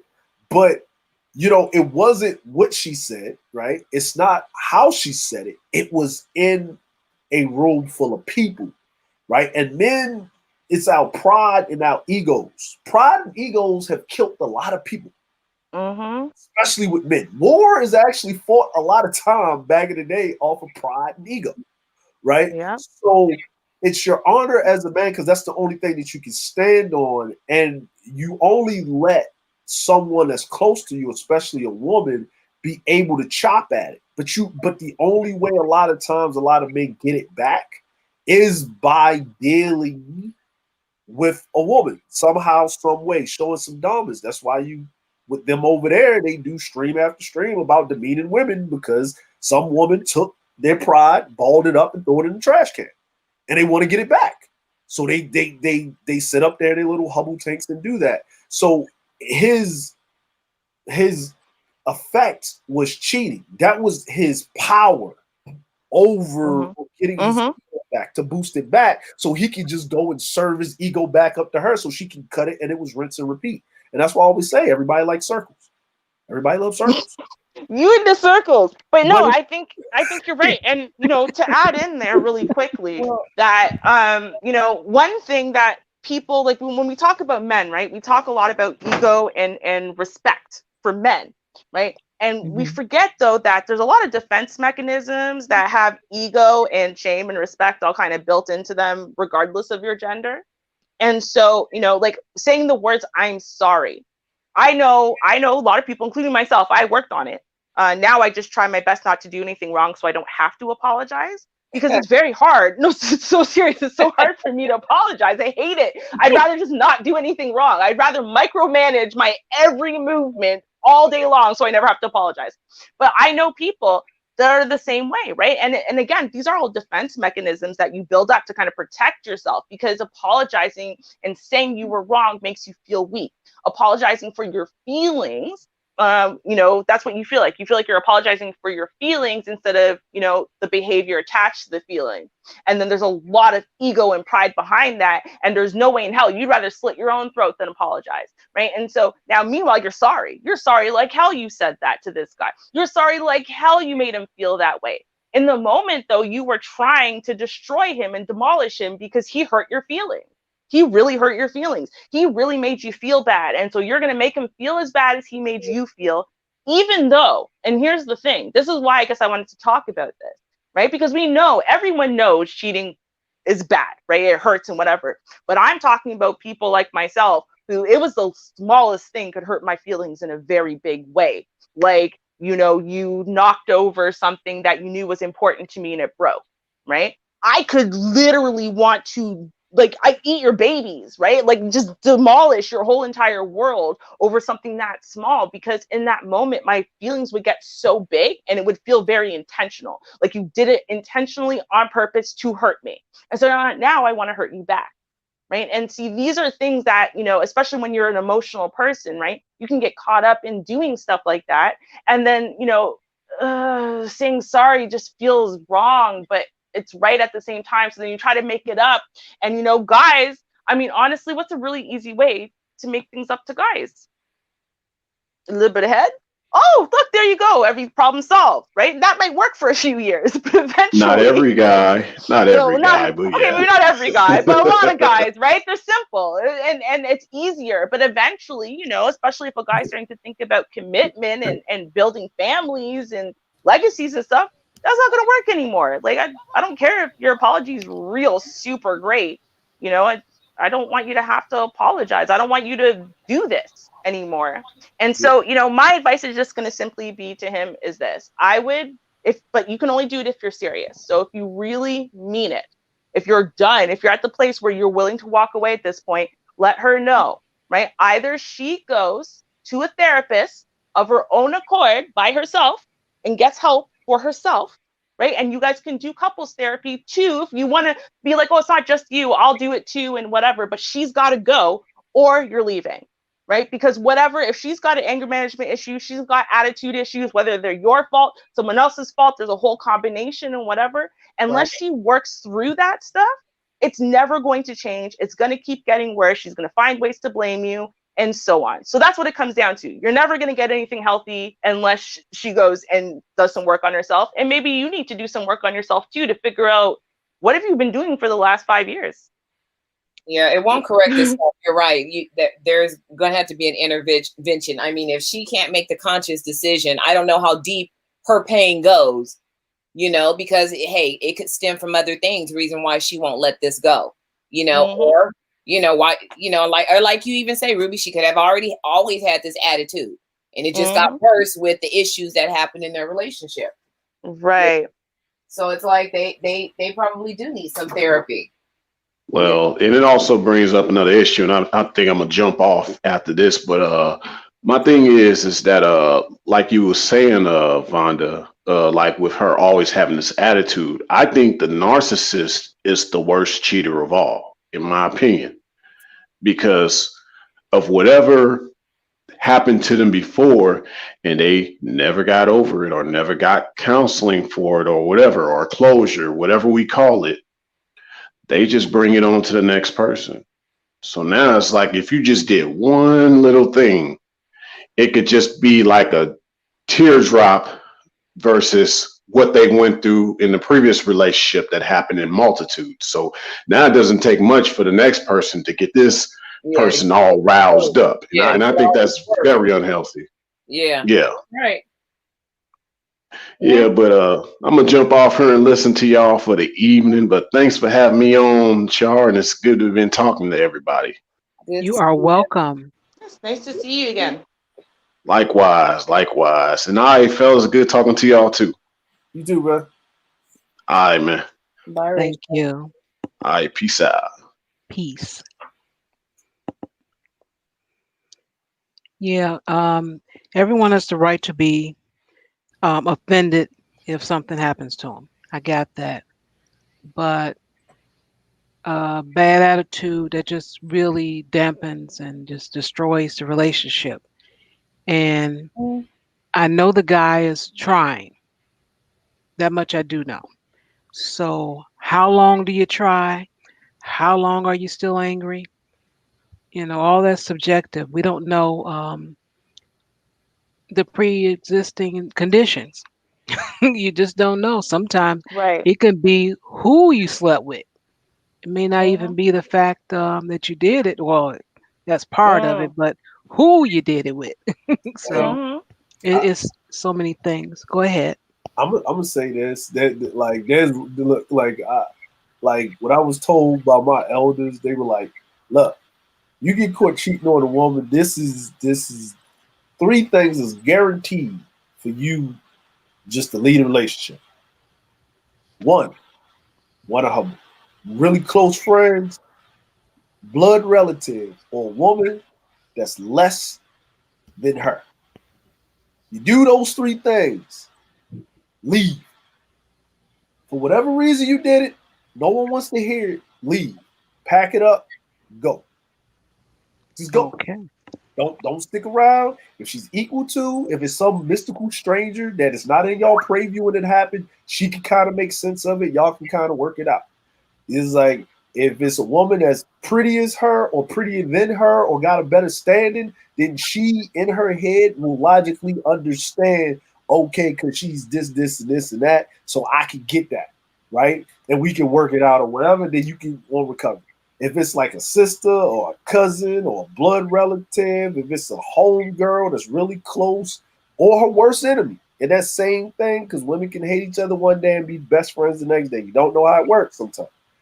But if she's less than her, like she's here and looks and career and everything, if she's less than, oh, you messing with her pride now. Now you will catch all that work. All that work. And it's going to be for whatever time she deems fit until she's done with you. And then she's going to leave you. Even if you try to play it, like pay it back 10 years from now, she's going to get you in the most vulnerable state, make you feel how she feels, and then she's going to get ready because that was the plan the whole time. That was it. So just leave. She'll forgive you, but just leave. Just leave. Go about your business. There's no reason to stick around because that whole thing is more of a control mechanism than finding a resolution to a problem. It's a control mechanism, and men do it too. So it's just not women, it's just people. So we're just going to say people, human beings. you're going to stay here as long as I have control and dominion. Like every time you walk in the house and she's like, where you been at? You like, what are you talking about? And that whole anxiety, that's Mm-hmm. a control mechanism. Man, I can't go. Even though you are not doing anything. Hey man, we're gonna get together for drinks and we're gonna go out and play some pool.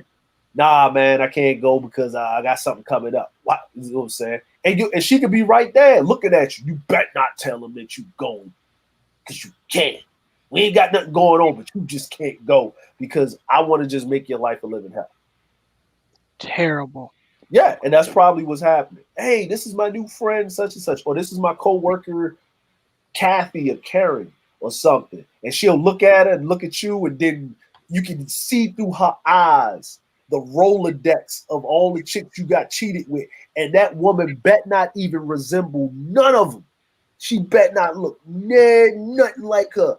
How tall is she? What type of shoes she wearing? What's her body type? What's her eyes? What's her hair color? She bet not. Ooh, she better be fat and fluffily looking. Like, you got to go through all of this stuff, and it's not worth it. And the guy really wants to work it out because he puts all the blame on himself. Now, what Ruby was saying was she wanted to find out why this happened, because that's two adults taking responsibility, because Ruby's thinking logically, and there's a lot of women that think logically about these situations, but she didn't want to never find a resolution. She just wanted her pound of flesh, and she's been getting it every day for 5 years. Every day she's been getting it. She's probably been getting him since the relationship started. And I'm pretty sure she cheated too, and he's not going to mention it because he's putting all the blame on himself. He may not even know. You got to realize he may not even know. Oh, he knows. She told him. Yeah. I'm telling you, she told him. That's probably the Someone who has a bad attitude and a temper and an anger management issue, they hold on to this information so that way they can really place it when it hurts, but they definitely tell you. They're not hiding anything, right? They're just going to use it as a weapon or as a bomb. Thinking that he is the bad guy, he's going to be scrambling around writing letters to everybody trying to figure out what can he do to smooth over her attitude. Well, I don't know. I can tell you though, the me version of this story, nope. The me version of the story will just hold on to it until at some point where I need to hurt you, and then I'll let you know that I messed around with so and so when we were broken up for that 2 days or whatever, right? Yeah. Because I'm waiting. I didn't tell you, not out of shame, not out of anything else. I'm pretty sure I have you wrapped around my little finger, right? I'm just waiting for the perfect time so that way I can position it as a bomb to hurt you and ruin things for you when you've ruined things for me. Because again, I have a temper management issue, right? So I mean, and that's what I mean. Like we don't know exactly who these people are, right? We don't know their age. We have to guess. Right. I mean, God, the 10 years could have been from 40 to 50 for all we know. It's a 52-year-old guy writing in. Like, we don't know. So, but not all people tell their sins, and you know what? They find other ways to get back at that person. She may be getting back at him and has him thinking that everything is his fault while she's doing her own thing over here. You just never know what a person's doing, what they're thinking sometimes. So it could be a whole host of things. This is a great conversation, you guys. This is cool. Mm-hmm. It is, and that's I love when you have a lot of strong opinions. Yeah, all these what ifs. Let me jump in real quick. Like, listen, the mere fact that he's not telling. Okay, great panel, you folks, y'all some educated folks up in there. Y'all talk nice and all that, but let's take it down to the real for a minute. He does not want this woman to know, or he does not want her to find out that he has been talking about her. So that's why he's speaking in code. She got his phone, she got his email, so just in case she runs into this letter, see, I didn't say nothing about you personally. I was only asking. Yep. He is how you thought about that. How you say what's my man in the movie? Now what you got to do is reverse this, boy. Excuse my language, ladies.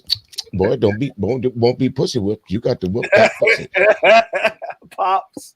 You old pops. That's what it is. It's just a matter of he's being ran over, and for not for 5 years, for probably for the 10 years, because it's just a matter of him accepting over year after year what he was willing to take from her to be in this relationship. And as each thing on, she just pushed the envelope farther and farther and farther and farther each time. Oh, I can get away with staying out 2 o'clock in the morning, or I can call you in the middle of the day and say I'm at my girlfriend's house.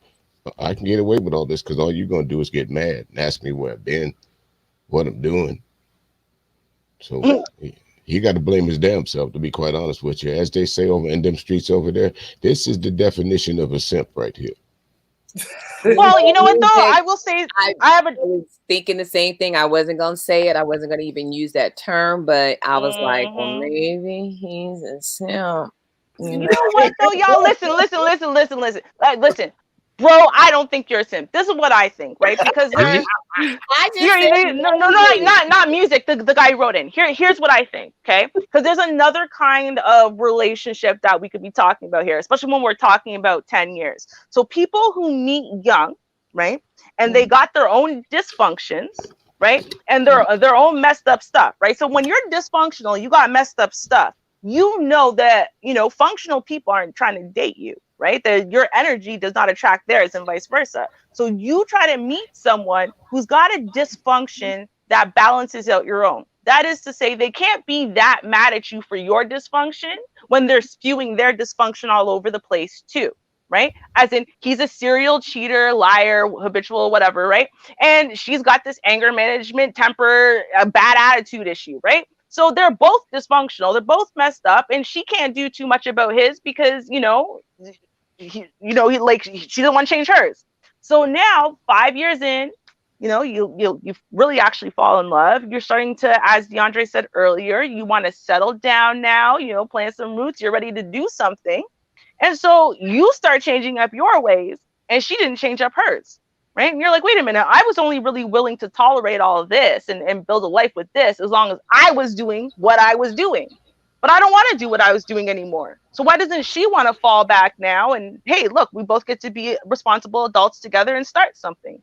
So I think he's more on that side of things. Not like, oh, he's sitting there simply. It's just he didn't really care. Oh, you want to be angry and do this and do that? All right, cool. I'll tolerate it for a good, hour, whatever. Then I'm going out with my boys. And then that's when he went and did whatever it is he wanted to do. And he feels good about himself because he got back at her, quote unquote. You know what I mean? So I think he's in that category. Yeah, you know what? I can see how you say that, Ruby, and that is plausible. I do give that, but for usually, and I'm gonna say this, Ruby. Usually in these situations, it's usually women. If you was to switch and reverse this, right? And if this was a woman sitting in this for this advice, then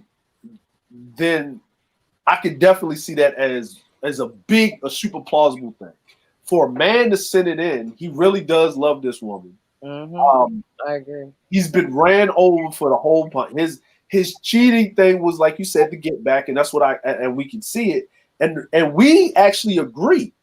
But for men, we hold ourselves at a different standard around groups of men.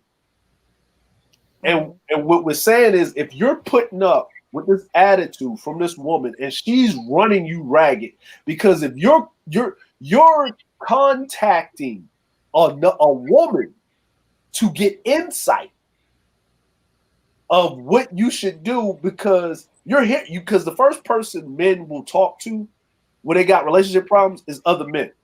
Good, bad advice, it doesn't matter. You're going to get your relationship advice from other men. And when that doesn't work, you're going to go and ask some women, your mom, your aunties, your homegirl, your really close homegirl, if they're still around, if she hasn't isolated you from everybody, right? Then you're going to go a step further. You're going to ask for professional help, which is, a psychiatrist or relationship counselor, somebody, right? He's going through every avenue or research because he generally loves this woman, but he's paying for crimes from 5 years past, from being a derelict 5 years ago or whatever, right? Right? And she's letting him have it as every chance she gets for whatever reason, right? And he may be growing in life, right? She may feel inadequate because even though he's not cheating, and she knows he's not doing it, right? She knows straight up with the evidence that she has, he's giving her everything. He's moving according for 5 years. Takes you about 6 months to build a habit, right? So for 5 years, he has been coochie clean. He has not fell off the wagon. He ain't just trip and fall into something, right? Then that shows you 5 years. For 10 years, you know it's 20 years for a life sentence if you go to jail. Like a felon usually gets off in 10 years with 2 years parole. 10 years with 2 years parole. He has been locked into this for this long, and he's still trying to salvage it. I don't know if they have kids together. That may be another reason or mitigating factor in this. If they've been together for that long, they got to have some kids or something. Maybe like Vonda said, there's some kids outside, and they, what maybe worse is he might got caught cheating, and there's a woman that had kids, one of his children, and then he didn't have kids with this woman. So bad. That's bad. So you can't never get back on that. So look, bro, listen to me. Grab your toothbrush, your PlayStation, your Jordans, or whatever else you got that you really like. Pack it up, move with your homeboy, and go about your business. Unless if y'all don't got kids, because it don't matter if y'all get to be 100 and y'all 95 years old, and she's sitting there in the old folks' home with you, and you on the heart monitor, and they about to put you you about to go out. She'll have to resuscitate you just to tell you how mad she was when y'all was 20 that you cheated on her for 5 years before you died.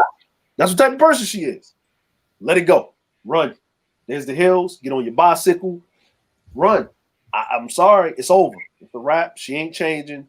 She don't care. She don't want no resolution, because if she did want some resolution, probably 2 to 3.5 years into you working on yourself and not falling off the wagon or whatever, she would have gave some. It'd have been a mutual thing. 5 years later, 10 years total, man, just go ahead and shovel that in the thing, bro. It's a wrap. It's a wrap. There's one more thing before I jump off here as well. This idea that he is squeaky clean in this triangle, this mess that he's created.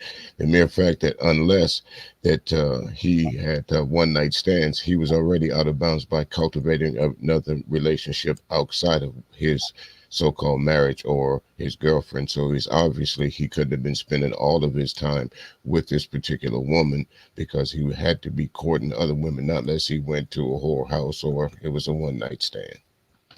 I'm just saying, I don't know too many women just gonna just give it up just overnight like that. Yeah. Well, Gotta be some flowers and candy something going on. Yeah. Taking me to the movie. So when she was moving and he was moving, Johnny Taylor said the song best, "Who's making you love to your old lady while you was out making love?" Look at him. I just remember the song, "When you're out in the club, don't think I'm not. And when you're out making love, don't think I'm not." But that's what it is. I think the thing is, and I'm being honest with you, I literally, people used to call us, quote unquote in Jamaican, Bati and Bench, me and my ex-boyfriend. Okay. That's how much time we spent together. If I wasn't in school, he wasn't at work, we were literally glued together 24/7, 25/7. Okay. This man found a way to cheat on me every time I blinked. Sometimes I was literally at the same place. Okay. No, I'm serious. This man, that's the only time he had time. Yeah, he didn't have no time to cheat on me, but he found time, right? And so this is the thing. People think sometimes, right, that if they spend a lot of time, all their time with someone, that means that there's no way they could cheat. Trust me, they can, right? Where there's a will, there's a way. And the man had a will to cheat. And so he did. So as much as he enjoyed, right, exactly, he found a way. And so, we got to realize that, not only are times changing a little bit where, sex is no longer a thing that's seen by the majority of society as something you really got to wait a long time on. Maybe it's only for marriage or serious relationships, blah, blah. Right. So, people are also more willing to do it just for casual, just because you look good, just because, well, you were good at it last time. So, there's less, I think, morals attached to sex nowadays than there were before. So I think it's a lot easier for people to cheat. I mean, there's apps that people literally go on and say, hey, I've got from 12 to 12:45 free. Anyone want to come bang? And then you just go and do it. It's very simple these days. Very simple. Oh yeah. Mm-hmm. Yeah, it's really free with the sex. It's actually most people won't even stay together if the sex ain't good. Sex is horrible. Mm-hmm. I ain't trying to teach you. You got to go. I don't even remember your name. Who are you again? I've done that to people. I've done that to women. I don't remember you. I've had women come up to me. You don't remember me? No, we did. Yeah. See, and that's why I don't remember you. It was horrible. Thank you. Oh my God. Horrible. Horrible? What is horrible? DeAndre? Just laying there. You talk all this crap and you just laying there. Like you just laying there. Like you ain't doing nothing. Like it's good for you. Yeah, I'm sweating. It's like sweat and steam bubbling off the ceiling, and you just laying there. And then when you get up, you don't do nothing. You just, oh no, I got nowhere to be. Holla, like I don't holla. Horrible. It's just like horrible. This is the standard in certain cases, and I noticed this in my 20s. That's how to shift. So what Ruby's saying is right. Like if there's a will, there's a way.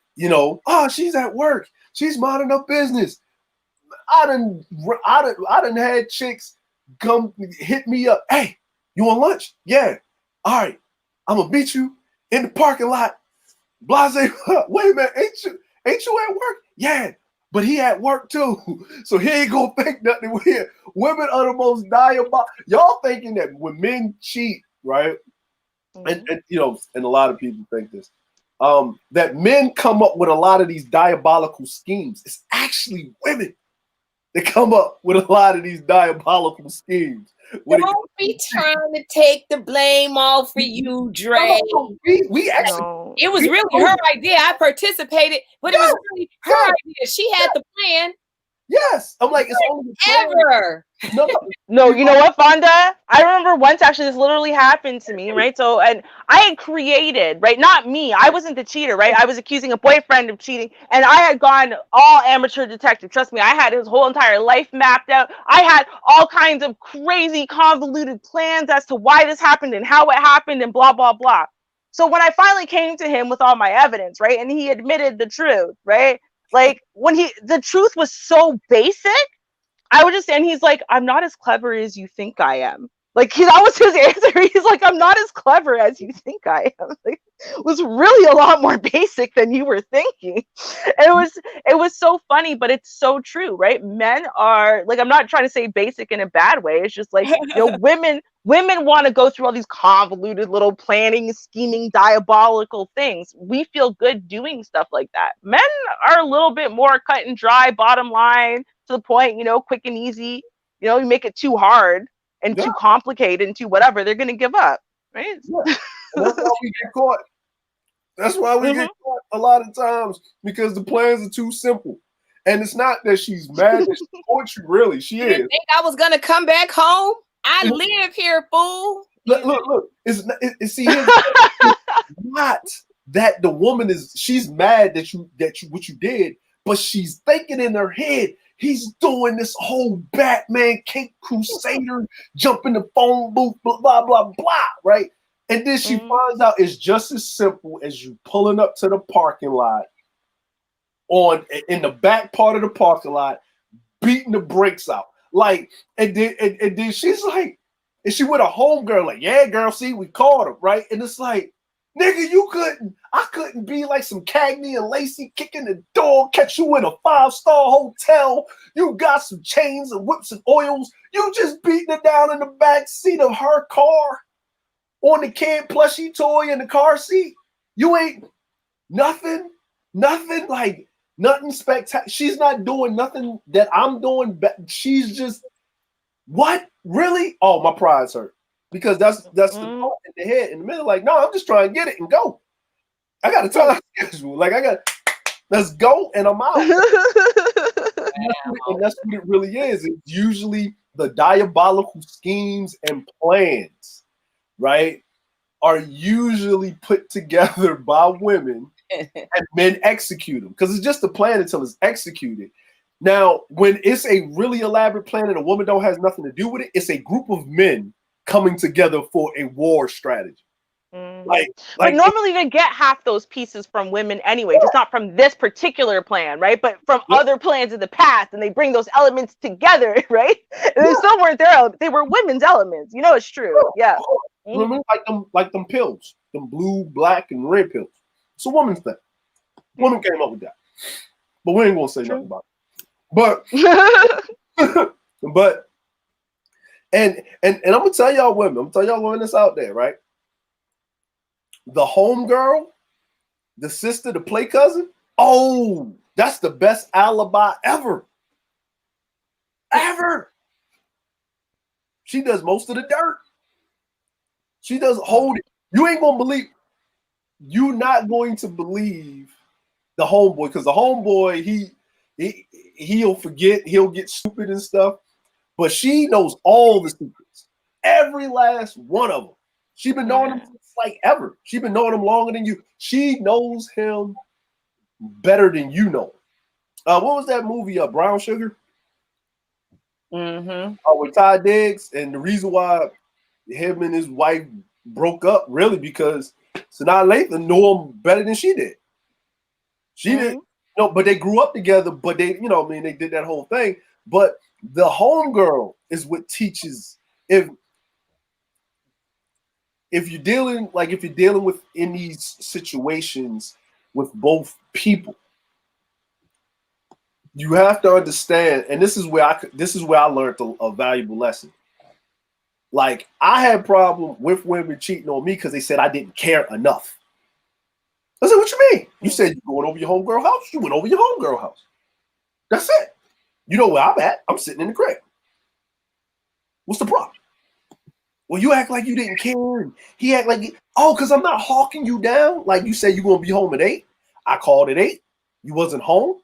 I called your friend and say, hey, did such and such leave? Yes. Oh, she left. Okay, cool. Then okay, she say maybe she didn't get home because maybe she needs some get. I'm giving you every excuse in the book. Not that I'm not going there because that's what you said you was going to do. I don't got time to hawk you down. But see, then not every man's like that, right? I mean, because there are some men like, boy, when you said you're gonna be home at 8, you better be home by 7:59, right? Like they at 8 o'clock, they're out there stalking you with a baseball bat, right? Red light. Yeah, right. You should have left with enough time. It's like trying to get to work on time. You better, if you're on time, you're late. You better be there early. Right? Like, but see, that was my thing. Was like Ruby, like a lot of times you didn't understand certain things because you thought it was normal, but you were the exception to the norm. My wife had to learn that. She said, I don't think you care. I was like, what? You said you was going somewhere. You came back. What are you talking about? But I called to check on you because you said you was going to be back at this time. So I called and checked on you. But I was like, do you want me to call you? Okay, you went here. You're having some time with your friends. You don't see them that much. Why would I call you unless there's an emergency in between the time? I called you. Hey, did you get there safe? Yes. Okay, well, cool. You coming back? Okay, cool. All right, just hit me up. If you don't, I'll just hit you up. Bam. And I give you that whole time to That's perfect. Absolutely nothing wrong with that. Do whatever you need to do, decompress, right? And she said, well, I said, yes, do that. Yes, I care, right? What's the problem? Oh, I don't think you care enough. No, what do you mean? What? Well, whoever you was with, they needed some mental checks in their brain. Because I don't do that. You know what? I mean, some people though, and I think, okay, so for example, right, the reason why in some of these topics, right, me and Vonda are we're gonna disagree is because, and I'm not saying this in a bad way, but Vonda's more You better possessive. watch your mouth. I know, right? I've been Vonda about twice a week. I know. But Vonda is a more possessive person than I am, right? That's so mine. For her, yeah, right, that's mine. And the thing is, I see my man as mine. He's mine, right? You belong to me and I belong to you, but I'm less possessive with that ownership, right? So for me, if you're mine and I'm yours and you've given me no reason to doubt that, I'm good. I just need that, like, it's almost like I got a warranty in my hand that says that belongs to me. I got an ownership piece of paper that says that belongs to me. I'm good, right? I don't need to constantly possess it. I don't know if that makes any sense. So like, this is why to me, the honesty and openness thing, right? I can't live without honesty and openness.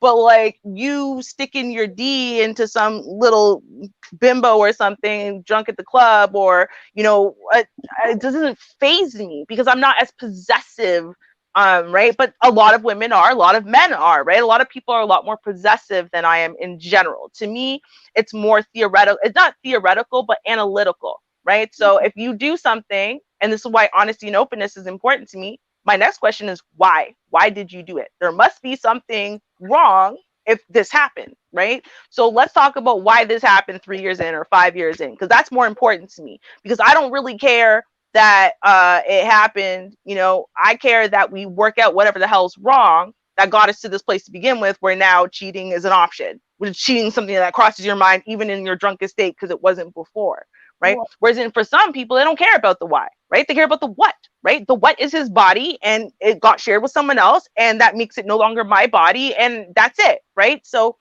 I think you have to look at, and that's why I said at the beginning, sometimes you just got to look at the kind of person that you're with though, and like, how do they see these types of things, right? Because if they're not particularly possessive, then it's not the cheating that's an issue. But I wanted to, and I'll point at one thing really quickly. I guess we got like 8 minutes to talk about it, because y'all know how Char is with time. But I point at one more part is that Save me a minute, Ruby. Right? Okay, he said that he has done his best, right, to be faithful and present, right? So here's my issue with that, right? Does she think that you've been, we've talked a lot about the faithful part, but does she think you've been present? Does she? Does she feel like you care? Right? We're talking about this right now. Does she feel like you care about her? Does she feel like you're around with her, that you spend enough time with her, that you care about her hopes and dreams and her feelings and her day and whatever? Do you know what I mean? Does she feel like she can rely on you, like she can call you and you'll be there? Does she feel that way? Or are you telling me that in your opinion, whatever you've thrown at her is more than good enough? And why won't she change now, right? Because a lot of people do that, right? They think what they've given is like the bee's knees. But if you ask the other person's like, what? When has he ever been present, right? So I think we should talk about that too, because there's a lot of delusional people running around in 2020. That's all I'm saying. Well, we spoke earlier about, like the why, or it doesn't matter about the why, is the act of cheating. I mean, you gotta realize there's such a thing. It's called space and opportunity.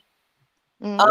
There could have been instances where he had the space and opportunity to get it, and he did. It wasn't because she had a stink attitude or she didn't cook dinner, that night, or she yelled at him.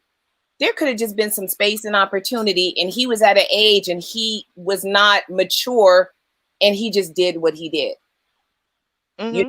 And there were times where she found out about it, but it was so meaningless to him, but it meant so much to her.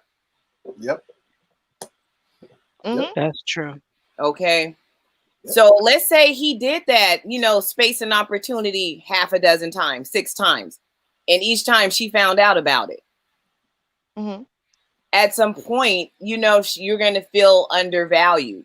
And he knows it wasn't right. It wasn't because she had a bad attitude. He really just did it because it was like, oh, dang, it was there. It looked good. And I was just like, oh, I had to get it. Childish. Mm-hmm. Yeah. Mm-hmm. And then he matured and he's like, that's not the life. I was really bad to her. And like we were saying, she's just making him pay for it now. She hasn't gotten over that. She's making him pay for it because you did it so randomly and meaningless with, these skanks, what makes me think you're not still doing it? But like you were saying, what is he doing to make her think that he is present? I mean, it doesn't sound like they're working on it together. That's the whole thing. There's they're not in sync with each other. They're not working on it together. So a lot of times people, and I'm gonna just say this last thing is there are relationships that you're not supposed to stay in. They're just there for you to learn, get your experience, and grow and move on. And it feels like for both of them, they stayed in a relationship that they weren't supposed to stay in for this long. Yeah. And neither one of them know how to move forward. Yeah. And that happens. See it, so many times, constantly. And I don't know. We have to have some goals.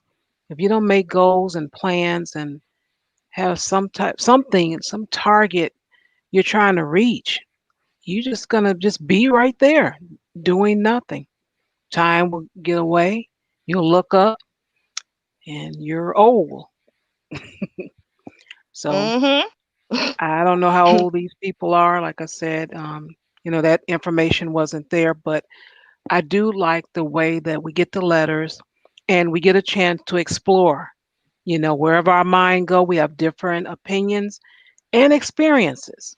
That's what I like. So, just because you got stabbed in the back, you don't have to act all crazy.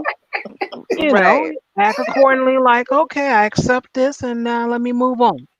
Yeah. Two wrongs don't make a right. I mean, I'm watching this Betty Broderick story, right? I just finished watching that before I got on the panel. Jesus. Man, I was, but god damn. Listen, I'm on her side and yet I can't be because she killed 2 people, but I'm on her side. This is the thing. I don't think she's wrong. I just think that, like, you still can't kill, like, I can't say it's okay you killed these 2 people. You went and planned on purpose to kill these 2 people. I can't say that that's okay, but I don't think she's wrong for how she felt. I think she's 100% right. So, it just goes to show you, A, 2 wrongs definitely don't make a right. And B, even though they're acting badly, doesn't mean that if you act badly, well, they got away with it, I should get away with it too. Ask her. Her ass is sitting in jail. You don't just get away with it. I'll say this, Ruby. See, and that's where they have this thing in the 48 Laws of Power, know when you won. When he left, he got his little woman and he went about his business. I think he wouldn't have done anything if he would have left her the kids and the house. If he would have took a little woman, took a little butt over there, paid the house off, left her the kids, she would have let him see his kids. But I can't have my babies. Right. Oh, no, y'all got to go. Because then y'all going to be over there talking like I'm some crazy woman. And so there's a certain point where you stop. And you went over that and hey, listen. I don't agree, but I understand. Right. Right. Like, y'all just watch it, okay? That's the thing. I watched it years ago, a couple times with the Meredith Baxter Bernie one. I saw it a couple times. There are a couple of versions of it.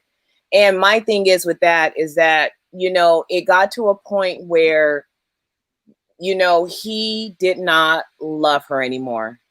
Didn't matter that she helped put him through law school and he became the successful attorney. He fell out of love with her and he didn't love her anymore. He found love with the young 20-something secretary, and that's who he wanted to be with. And she was angry.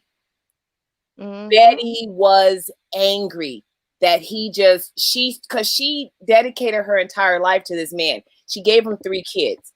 She became a housewife and supported him and put him through law school. She did that. Okay. And then he dumps her. This is in her mind. He dumps her for this 20-something-year-old secretary. And so she was angry. So they had these different, interactions with each other because she was angry at him. She never let go of the anger. And her anger in those moments became so intense. He was like, man, so I'm going to get her back. You know what? For court. And I'm going to be able to get the kids. So they played back and forth with each other, but hers was just straight blind anger. Blind anger. Now, the things that he did, like taking the kids. So now that I have the kids, I don't have to give you any money. You have to do your own thing. And so she just felt like she lost everything. So she was, and her anger went to a different height. And there's no excuse for that anger, but that is what happened. This woman was angry.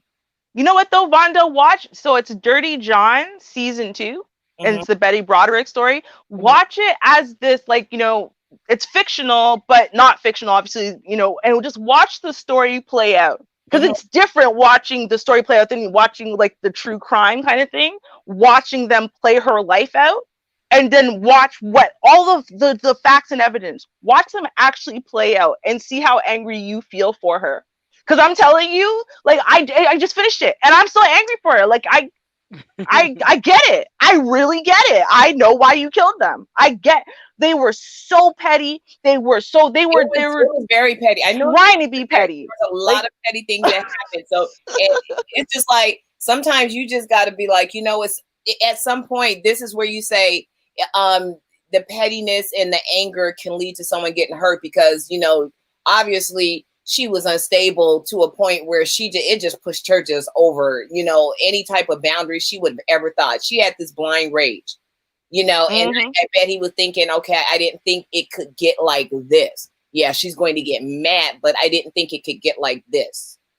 You can put in the chat room, Ruby, what you guys are talking about, so the audience they can check it out. And I'm about to end the show and let you guys know that I want to thank you all for joining the panel. Everyone that came. Appreciate it. You are welcome. Thank you, Char.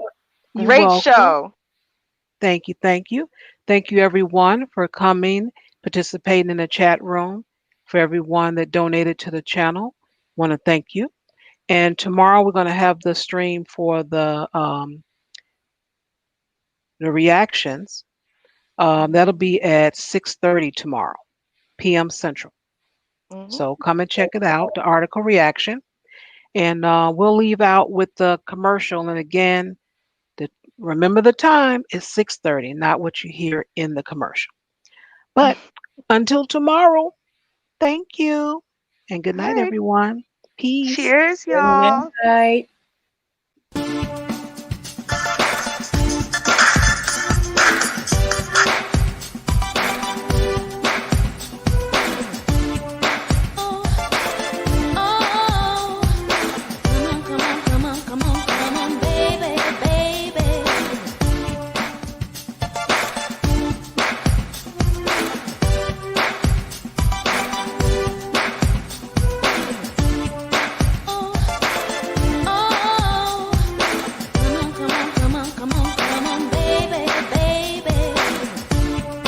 Hey, folks, it's your nighttime. It's your right time DJ Music. Make sure you join Char Willie each and every Saturday, 8:30 Eastern, 7:30 Central for article reaction right here on your local YouTube channel.